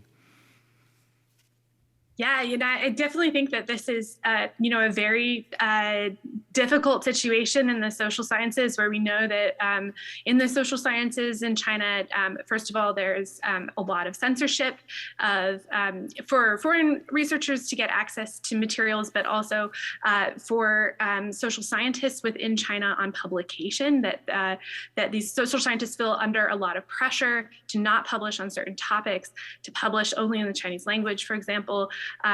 Whereas previously maybe English language publications felt more protected, that is not the case as much anymore. I think I'm a big believer in engaging where we can, and trying to keep channels of communication open, while also making sure that we as social scientists in the U.S. Have a commitment still to academic freedom and to standing by our own results and all of those things. And I think that's, the only way that we can move forward at this point with collaboration in the social sciences. Thank you. I think Maggie had a two-finger on that. Yeah, I mean, I do criminal justice and human rights. You don't get more sensitive than that. And but back in the good old days of the aughts, we were working collaboratively with counterparts in China, academics and people at the Supreme People's Court on death penalty, bail reforms. You know, these were real conversations, and always, of course, restricted on some level. But that's basically gone. You know, we're trying, and it's not just because of the pandemic. It's very difficult today. And with respect to incentives, I mean, part of it is for my Chinese counterparts who are law professors that sometimes they're afraid to write and publish on certain things, but it's also what are they getting rewarded for? And they're not getting rewarded in the same way for writing in the English language journals. You know, they're just shifting incentive structures as well in play there. And just more generally, on the people-to-people side, we just need to get people into China. And a lot of this has to do with the persistence of zero COVID policy, with Xi Jinping has not just doubled, but tripled and quadrupled down on. But I do know that Kunshan, NYU Shanghai, of course, Hopkins Nanjing, I hear, is starting to get international students in. And I really hope the U.S. would start the Fulbright program again with China. Its suspension is a real loss, not just right now, but for the pipeline of scholars who have real, like, in-country experience. That's going to be difficult to do, both on getting permission from China to let people in, but also on the U.S. side, there's some real and some inflated security concerns about sending U.S. students and scholars over to China. But I think some of those security concerns can be mitigated if we thought about some creative solutions. I would add to that we need to get people out of China and back here too in large numbers, because it's easier to have the open conversations here sometimes than it is in China for them. They're exposed to less risk. I'd like to stay with Maggie Lewis for a moment, because you've done such important work in highlighting the negative externalities of enforcement actions taken with regard to research security in the United States, things that we do not want to repeat. And I worry in the back of my mind with the tightening of export controls in the United States, and that being a recourse, particularly with regard to technology competition, that we are possibly giving rise to a string of new enforcement actions, both administrative and criminal, with explicit national security dimensions. Let's just stay on semiconductors, for example, where the best resourced firms are better placed to manage compliance the burdens from these rules, but smaller distributors, smaller licensors may not be. And given the demographics of that community, many of those people have Chinese faces and Chinese names and may disproportionately bear the impact of enforcement actions and export controls. And so my question is, this could be perceived in a way as a China Initiative 2.0. And so how do we balance the concerns that are genuine with regard to export administration enforcement against the imperative to hold fast to our values and not repeat past mistakes? What lessons would you draw from where we've been with regard to going forward? Yeah, thanks. And first, that again, we need these conversations. And I really, we always say that China is not monolithic for those of us who study China. Well, the U.S. government is not monolithic either. And I am so appreciative, including of people like Mike Lauer, who came to a panel that I chaired this summer with a group of Asian American and particularly Chinese American scientists, people in the FBI, the Justice Department, who have been open to conversations, State Department, Domestic Policy Council, that there's people who really are trying to not have that happen, to not repeat the mistakes of the past. But there are reasons to be concerned. So if you've probably seen, there's been a lot of press the last now, I guess, week or two about these new export controls and focused on semiconductors, and it's trying to restrict China's ability to obtain advanced computing chips. And I do a lot of work with Taiwan. It used to be, I'd say, TSMC, and no one in the U.S. or about this slice of the population would know what I was talking about, and that's growing and growing as the recognition of how TSMC, and in particularly the small, not the big chunky chips, but the teeny fancy chips they make, are so important. And we had the CHIPS Act in Congress this summer, which isn't acronyms, but because you've got to have an acronym, but putting money into the domestic semiconductor industry, and now really putting the push on saying, let's use export controls to try to stop people who are not just U.S. companies, and here's the important thing, but U.S. persons, which includes not just organizations and companies, but living, breathing people who hold U.S. passports or U.S. permanent residents, that their butts are literally on the line, that they can get in trouble, not just administrative penalties, but criminal penalties. And export controls have real criminal penalties. I mean, these are felonies that can land people behind bars for years and huge fines. And even if ultimately you are found not guilty, or if the investigation or even prosecution is dropped, to be even criminally investigated is not just expensive from a money perspective, but from a career perspective, a family perspective, a health perspective. So this is having a serious moment of sucking in air in the industries about what could this mean. It's early on, we don't know how much that's going to be used, but I go back to my criminal law should be a scalpel, not a sledgehammer. And yes, if someone is violating export control regulations, I mean, that's something that could warrant criminal law, because we deserve, the people sometimes we feel deserve to be punished. That's retribution. But also as deterrence, to send the message that if you do this, there will be consequences. So the next person who thinks about doing it might take pause. So yes, a role for criminal law, but I hope it's going to be used very, very cautiously and thoughtfully. Thank you. With regard to controlling the leakage of sensitive technologies to potential adversaries, in 2016 there were reforms to the way that foreign investment was governed in the United States. CFIUS was firmed up, and then there was a new FIRMA process created, actually. Also an acronym. Yeah, also an acronym. They have a computer that does these things. But I wanted to ask Georgina in particular what recent trends she's seeing in light of this new recourse to governing foreign investment within the United States, but also the new discussion about governing outward foreign investment, a kind of reverse CFIUS process, how that is affecting the commercial deal space and cross-border transactions with China, and what advice you're giving clients to mitigate risk. Yeah, that's an excellent question. So I think both of your points have touched upon the same things that we're seeing in the legal space. We're getting a lot of calls from clients worried about these types of issues. And I think the general trend is that previously there was certain types of enforcement that would show an inkling of where the administration is heading. But now we have clear guidance and rules and regulations which showing that a number of these trends are here to stay. This is not just one-off enforcement actions. I think the semiconductor recent rules is a really interesting one. Typically, how the industry acts with these types of rules and regulations is once they come out, a lot of activity stops. The industry thinks about how to proceed forward, and once they figured out the gray areas of the law, they move forward at that point. But there's some talk in the media about whether what we're seeing now is even more seismic. Whether it's really going to put chilling effect on the industry.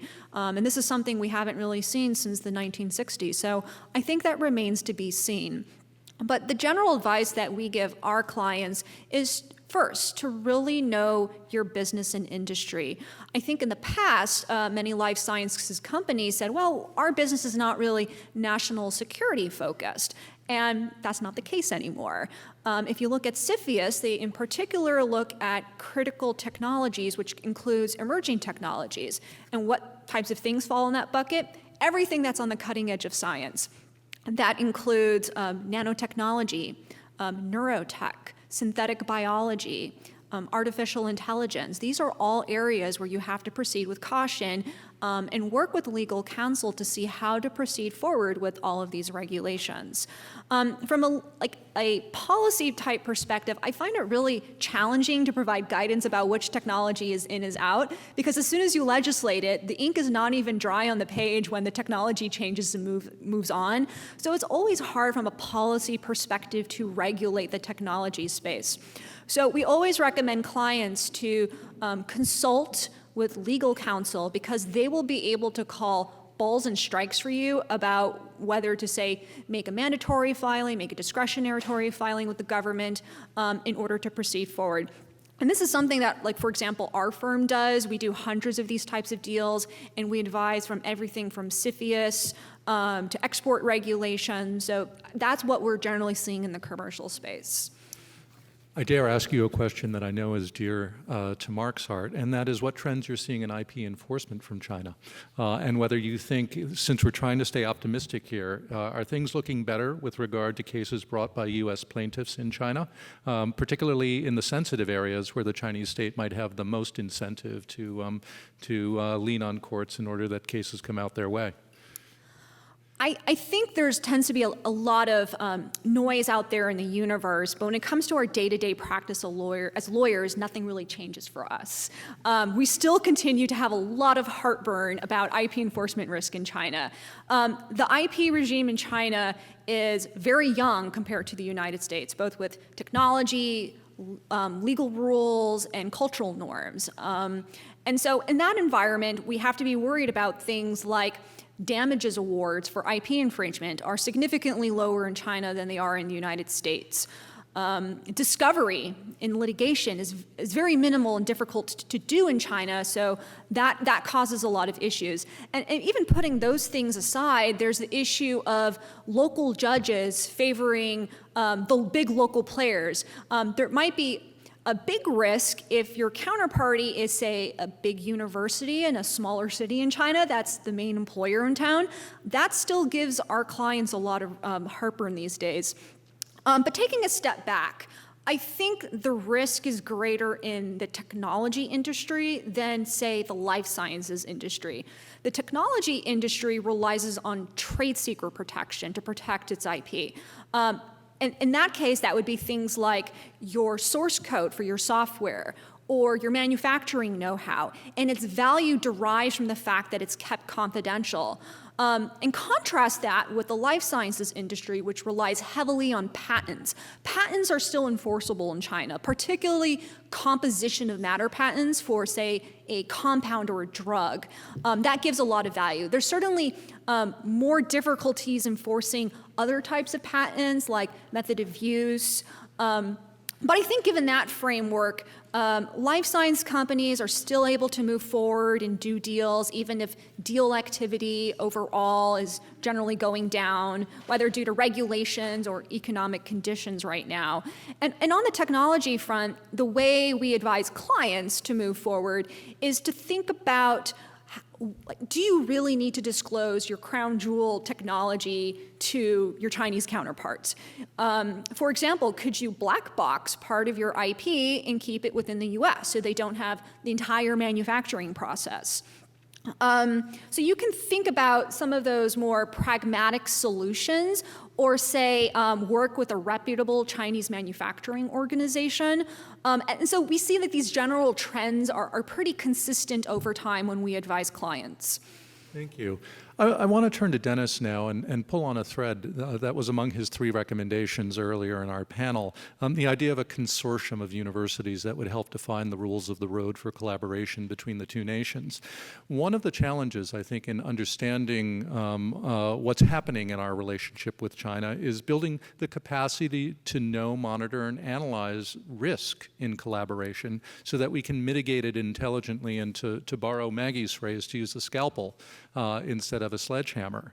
And so what do you think the solution to build that capacity is? Earlier we heard on the first panel that the tremendous challenge it's not just the language, the ability to engage in the Chinese language with your Chinese partners, but I think there's also subject matter, a dearth of subject matter expertise and a dearth of the technical knowledge necessary to understand where particular technologies, for example, are risky and where they're not.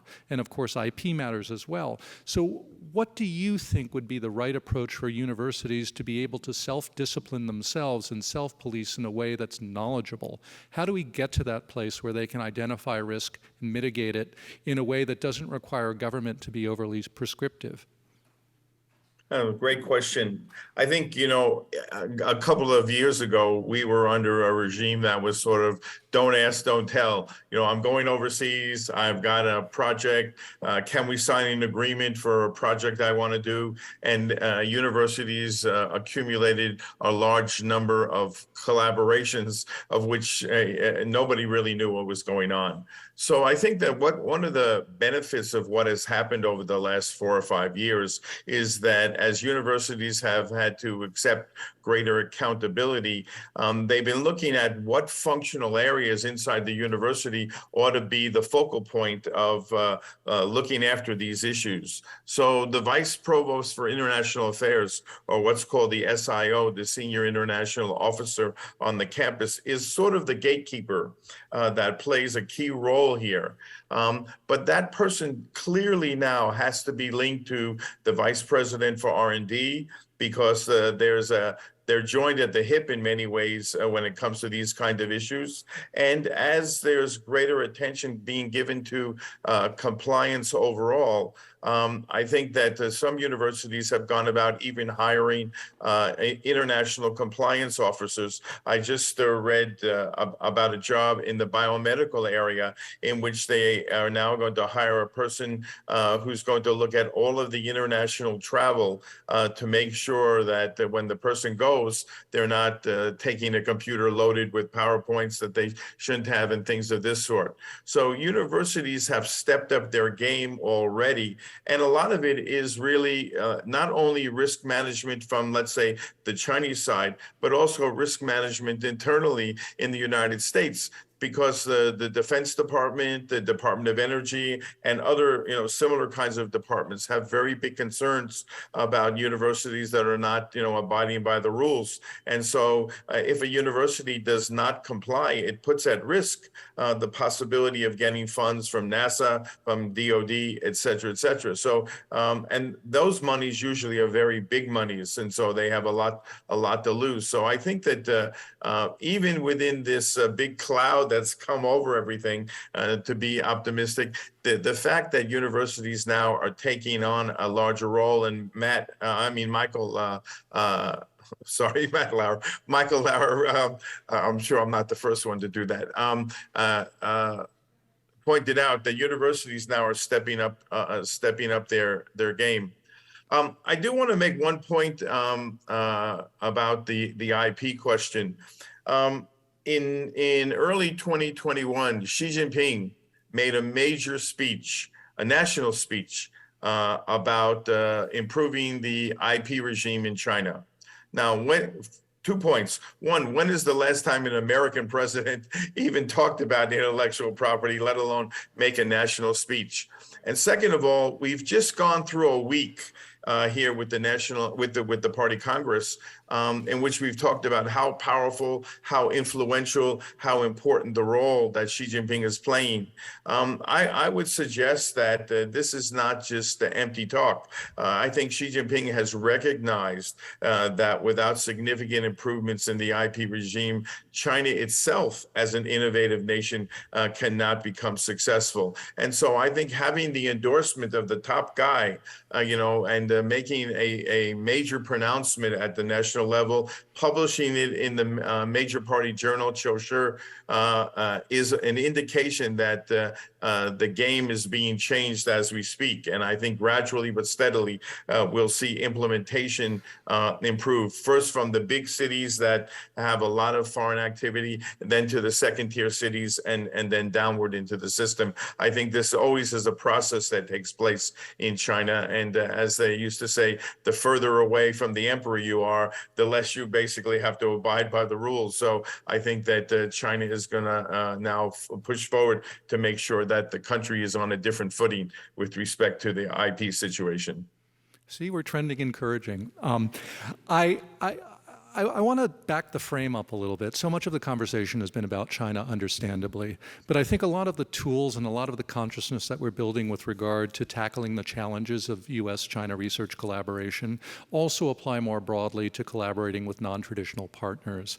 One of my colleagues at Stanford, Artie Michelson, who was formerly vice provost of research and is a renowned physicist, just wrote a report for the American Academy for the Advancement of Science that talks about globalizing science, that there's tremendous untapped potential in the global south.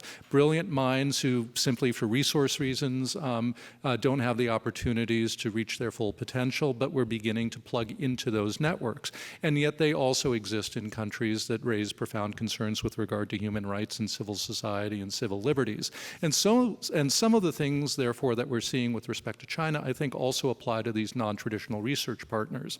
So perhaps the tool sets and the modalities that we're developing to make ourselves ourselves better, to govern ourselves institutionally better in the United States, to understand the challenges with engaging with non-traditional partners that observe different political systems and different political values than our own, are generalizable and give us, I think, a way of engaging with other corners of the world smarter and wiser and getting it right the first place. And I'd like to ask any of you who wish to reflect on this as a pathway forward to sort of close out the program and just raise your hands, and I'll take you in order. So don't everybody rush. Go ahead, Dennis. Yeah. Well, I'm going to go back to China because I think it provides an indicator for the U.S. One of the things that has happened with respect to China's involvement in the Belt and Road Initiative recently is a move away from these big infrastructure projects and a more greater focus on science and technology and education cooperation. China brings scientists from the Belt and Road countries, but it has agreed that these scientists will return back to the countries to help build up the infrastructure and help, therefore, to facilitate collaboration between China and these countries. There are some 60 to 70 different countries, as we know, involved in the Belt and Road Initiative. And of course, not everyone can provide a high caliber group of scientists on a regular basis. But nonetheless, I think this serves as a very, very interesting model. And I think one of the things that the United States needs to be concerned about, that even if there is not a universal principle of science, we do want to have certain norms and values embedded in the scientific enterprise as we think it ought to happen around the world. And if we do not engage globally with other countries on this kind of expansive basis, then I think that we are defaulting in allowing China to basically define the rules of the road and set the technical standards and all sorts of things like that. So I think making our science more global, and I think the point made in the first panel about language is very important. I was on the faculty at MIT when the MIT Japan initiative went forward, and the teaching of Japanese language to American engineers became a very big deal in order to provide access to Japanese scientific publications, etc. We need to do a better job so that the cohort of collaboration is not just an ethnic cohort, but is a full American cohort that's able to cooperate with a full Chinese or other country cohort and have language tools available to them, translation, software, or whatever may be the case, in order to help make these things happen on a more regularized, normal basis. Thank you, Maggie. Yeah, so first, going forward, as we think about the guardrails, what sort of limits are going to be put in place, I think it's very important that those are worded in a country-neutral manner, in part because of the bias reasons. And I never want to hear a U.S. attorney again question the loyalty of someone because they were born in China. But also, because guess what? Like, people from other countries steal stuff too, and I don't think greediness maps onto autocracy versus democracy. And there are shadow labs, not just in China, but in France or Israel or you name it, right? So there are threats to these protections of intellectual property, to trade secrets that come from all sorts of places. So let's not put this tunnel vision on. And just one final point, I think it's so important, this idea about universities stepping up, and I think it's great they're doing that. But just like China's not monolithic, the U.S. government's not monolithic, neither are universities. And there are disconnects we've seen during the China initiative between administrative parts of the university and faculty.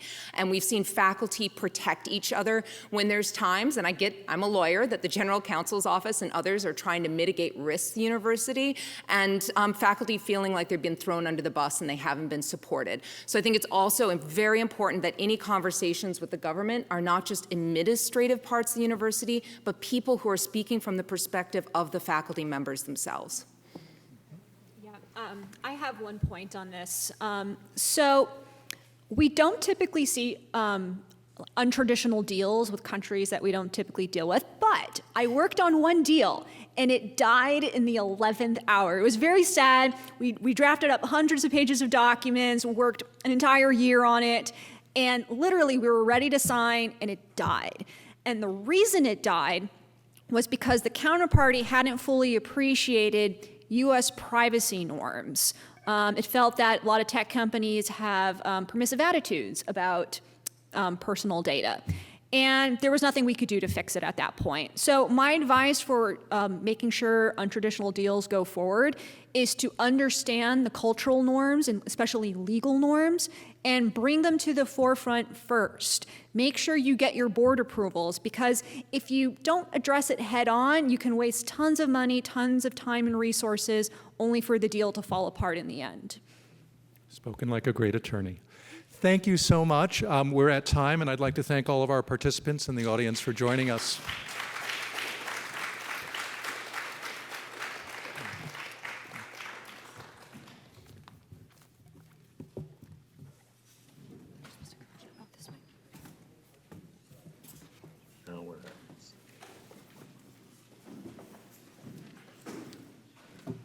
Class is not fully closed yet. The bell has not rung. We will have a few moments of Q&A, and then we'll break for a reception.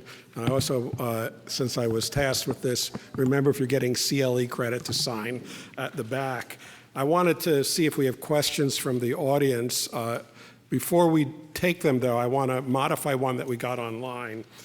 Someone asked, how do you balance competition with collaboration, the risks and the benefits in terms of making policy? And I'm wondering if anybody from any of the panels, both here and online, has some insights about how to balance that. We talked about risk mitigation, and I would add a second element to that question, which probably incorporates a little bit of what Dennis and others were saying, and Maggie was saying. Do we have the skills and structures in the U.S. or in any other country to effectively manage those risks, to make those assessments? Anybody have any thoughts?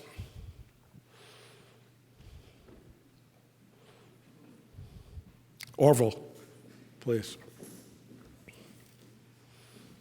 I mean, I think the door should always be kept open for cooperation.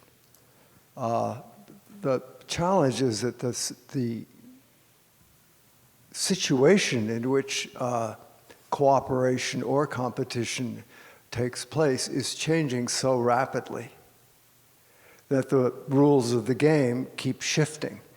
And it also depends largely on the judgment of an official, a company, a university, or a country. And that's what makes it so challenging. And it also takes reciprocity.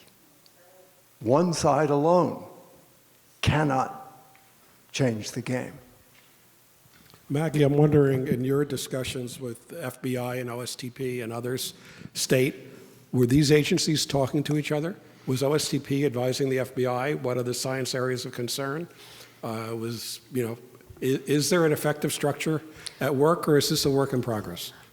I don't want to pretend that I have some magic insight into the black box of what was going on in DC. I was also in Taiwan most of the time that the China Initiative was going.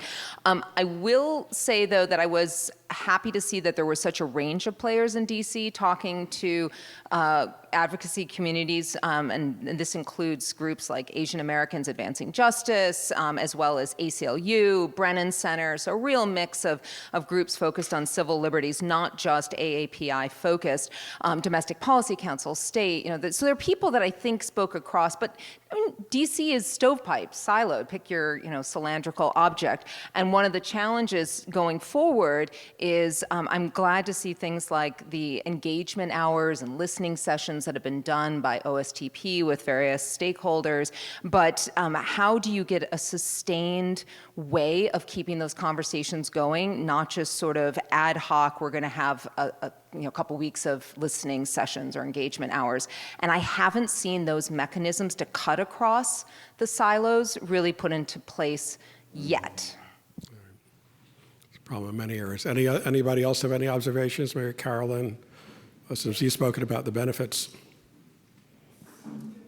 So my own experience working with OSTP and Congress is that there are quite a lot of cross currents across government. I also worked on the critical technologies reports for the U.S. Congress when I was at the Rand Corporation. And one of the things that we found as we developed the list of critical technologies is that there wasn't really a technology where we could draw any kind of a boundary or barrier that wouldn't cut us off from the leading edge of knowledge. So you can, try to set certain kinds of boundaries that you would say, well, perhaps that's competition or that's cooperation, but it's very hard to define it that way. Most of the time, people that are working at frontiers get together quite a lot and talk about what's going on in their field, and perhaps then go back and compete in other ways. But it's really hard if you want to be a frontier player to cut yourself off from what's happening around the world. Smart people, as the former panel noted, smart people exist everywhere. So we would cut ourselves off, I think, to our peril if we were to think about putting boundaries and barriers around our critical technologies. Dennis, before you go, Dennis, I just wanted to respond to your question. I think the last president to give a speech on intellectual property, you may not have heard it, was Abraham Lincoln. And he gave a great speech, but it's a little bit dated. He said that the patent system, the Bible, and I think the Constitution were the three greatest inventions in world history. So he put the patent system up there, which was nice, but it's been a while. Please, Dennis. Okay. Well, one of the reasons why I attached the third leg to the stool that I spoke about was that we can't make good policy without good data. And I think that one of the most egregious mistakes that we've made was the closing down of the Office of Technology Assessment in the U.S. Congress. I agree. During the Obama administration, I served on the U.S. China Innovation Dialogue. And John Holdren, who was the head of OSTP, clearly understood the risks and the issues, but he was a pro-engagement individual. But he had to deal with a Congress that was very adversarial to almost everything that he tried to do with respect to collaboration with China. And therefore, it led to an innovation dialogue that became very watered down, when the innovation dialogue could have been a very productive engagement of us better understanding China and China better understanding us. I think that we don't have a central agency. In fact, you've seen it just now in this past 2 years in all of the discussions about the Competitiveness and Innovation Act, the CHIPS Act, et cetera. We don't have a center of gravity in the U.S. government that would deal with our international strategic position. There are pieces of commerce that do that. There are pieces of the energy. There are pieces of other parts of the government. But we really don't have an executive committee coming together other than this National Science and Technology body. PCAST and OSTP does that. But PCAST and OSTP in and of itself is not like the Ministry of Science and Technology that other countries have. And so it doesn't play that central role that it might have. And so it all has to do with, who's nominated to be the director, how active that person is, and what kind of a premature power and authority the president, gives to the director of OSTP. So I think that in addition to all the things we've been doing in the U.S., we ought to use the China case as a way to address some of these more fundamental structural issues that are preventing us from coming up with a better understanding of what's going on around the world and what we ought to pay closer attention to. Molly, did you have a question, a comment? Yeah, just a quick follow up on this. I think one of the things when we talk about competition and collaboration is in this kind of discussion, we often focus on what should we cut off, how should we compete by decoupling, right? And I think that the other side of competition is investing. And I think that really, as Carolyn said, it's really difficult to cut off collaboration and still be at the forefront. And I think the other way to compete is to invest in science more and invest also in attracting good talent. So I think visas is something that should be a big part of the discussion. I think one of the sort of ironies of the policies that have happened over the past years is that they've in some cases made the U.S. like a less attractive place to do science. And I think we want to make the U.S. the most attractive place to do science. And that's the way that we compete. So I think that we should just always keep that in mind. Dennis, one other question also, which is relates to your observation, and others should feel free to respond. Are universities managing this relationship well with China or of their technology assets? I tried actually to get Autumn, a speaker from Autumn, the Association of University Technology Managers, to attend here. I didn't get a response. That doesn't mean they're disinterested, but I think that's a critical component, is how technology is managed, not just at universities, also the U.S. government as a funder of technology. Unfortunately, Michael Lauer is not here but right now, but we're looking at combined expertise in area studies, in legal issues, and in science issues. Is part of the problem here how universities manage their intellectual assets? Sure. You may recall, some of you, that I spent 5 years as the executive vice chancellor for Duke Kunshan University, which is a joint venture university between Wuhan University, Duke, and the city of Kunshan. And one of the goals of that university was to build a research capability. And we actually, during my time, built 11 research centers, some in the social sciences, but primarily most in STEM fields. And one of the things that we had to be extremely cautious of over the 5-year period, increasingly so, was U.S. faculty who went out to DKU to be in residence, starting up projects that involved know-how and technologies that were ostensibly covered under export controls. And we had to have a tremendous amount of oversight about what they were doing. So, for example, the city of Kunshan at some point offered the university a big chunk of money to open up a semiconductor research institute. Well, sounds very exciting, a lot of money, cutting edge, but that was the last thing that we could do. And obviously Duke and their office of that was responsible for export control said absolutely not, and we had to cut that off. We also had another professor, and this was reported in the Wall Street Journal, who was running a company that was dealing with advanced optics. And those advanced optics were going to be used perhaps for facial recognition systems and video surveillance, et cetera. And he went out, and then after a couple of months, it became clear that he was barking up the wrong tree. He had to go back to the United States. And so, you know, the good news is that Duke was very vigilant in this and kept its hand on the pulse of what was going on. But it involves a tremendous amount of effort. And as I said, I think there was too much don't ask, don't tell. And I think the other side of this is that you have to remember, China, in its efforts to increase spending on R&D, made huge sums of money available very easily to foreign faculty who wanted to come over. And as everyone knows, attending this meeting, getting grants from the United States government is not the easiest thing in the world. It's challenging, and it's sort of like going through a maze sometimes. And money also has been decreasing in many ways rather than increasing. And so access to China meant access to money. And I could tell you that we could have laid out 10 projects at DKU where the Chinese government would have readily made money available if we were so inclined to pursue that route. But we didn't, and for all of the obvious reasons. Now, I can say that as the EVC, I'm a deeply involved China person.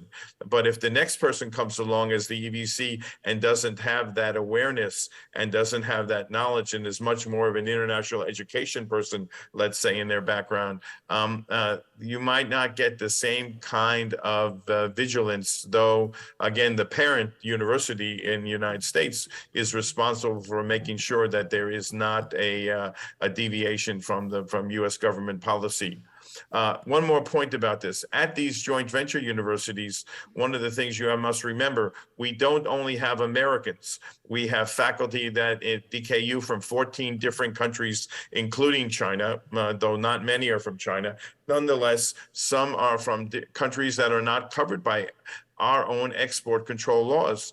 And it's very clear that joint venture universities, in fact, are legal entities under the Chinese government, and they are responsible to behave according to the dictates of Chinese law.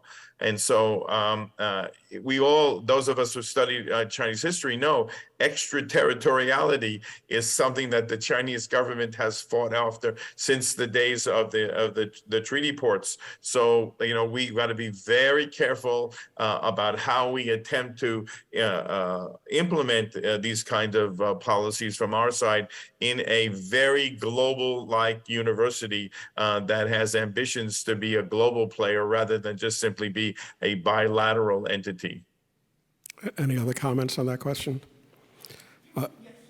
One second. I just have one. I'll turn it to the audience next. One last observation, which is this IP issue as it relates to universities and collecting data.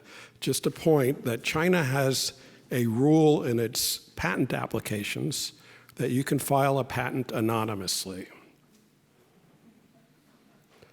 This is really strange for an American, because most of the time you want your patent to be public. So you can think, what would be the purpose of an anonymous patent? Well, you would not want your invention, you would not want the world to know that you invented something, meaning that perhaps there's a misappropriation of trade secrets. And there were, I believe, 2 cases to date in the U.S. courts where that exactly was discovered. So the IP system has improved, but there are still areas where we need to engage China on taking further steps to address these core concerns about research collaboration. And there are some other legislative oddities that I could point out if I had the time. I want to take a question, please. Slav Hermanovich, I'm a professor at Berkeley with 20 odd years of collaborating with academic colleagues in China in engineering. Somebody said that there is no center of gravity of something like this in the U.S. government, right? Related to this collaboration topic. Is there a place to do something similar that a group of US-based scientists did in the 1940s, and they went to Vannevar Bush, who was the very highly placed in the administration, and essentially said, we need to get some kind of a science and technology support policy. Is there a place for scientists to do this? Anybody want to respond to that? Almost sounds like a rhetorical question. Well, I just would point out that the position that Vannevar Bush held was first he was the director of the Office of Research and Development for the Defense Department, but then he took the role of the science advisor, or the proto-science advisor, the first of science advisors to President Franklin Roosevelt. So we still have a science advisor. We actually have a really wonderful new science advisor, Dr. Arthi Prabhakar, who also ran the Defense Advanced Research Projects Agency, and is very knowledgeable, deeply knowledgeable about U.S. government operations. So OSTP is a very small office in the White House, but it is the center where people can go to ask these kinds of questions. And then also OSTP oversees the National Science and Technology Council, which is a council of representatives from the different agencies of government that conduct science or regulate science. And that group meets very frequently to coordinate scientific activities across government. So those are the ways, some of the ways in which government oversees scientific activities. I would just add one point. Is the mic on? Yeah, great. To exactly the bodies that Caroline mentioned, and that's traditionally the JASONs organized out of MITRE have also played that consultative role. And those are working scientists from U.S. universities across a variety of science fields. They're no longer as influential as they once were, but that group remains and it still advises. It issued a report about 2 years ago on research security. And so government continues to get input from working scientists. It's just, as you say, there is no center of gravity. Each of the different siloed organizations, whether it's the Defense Department, the intelligence community, OSTP, Department of Energy, have different missions. They pull in different directions. So it's very difficult to get a consistent view or policy out of this. And I think now if I might, I think actually some people might bemoan this, but in fact, that's a feature of our system. It's not a deficit. The robust nature of interconnection and lack of a top-down approach to developing and directing science and technology is actually a strength of our system rather than a problem. It is sometimes can be difficult maneuvering through the system, but there are many ways into it. And anybody who wants to know about that, you can contact me. That's something I know quite a bit about. Okay, well, that's a good note. But it is interesting to watch the implementation of the CHIPS Act, which has a variety of monies, for research, for production, manufacturing projects, et cetera. It's very difficult to get all of the member players aligned about how that money should be used, where it should be used, et cetera. A Duke colleague, Ronnie Chatterjee, has just been appointed the lead person for driving this effort. And he went back to Semitech and asked the question, how was Semitech constructed at that time? Because it was a pulling together this competitiveness and cooperation among members of the American semiconductor industry at a time when they faced a competitive threat from Japan.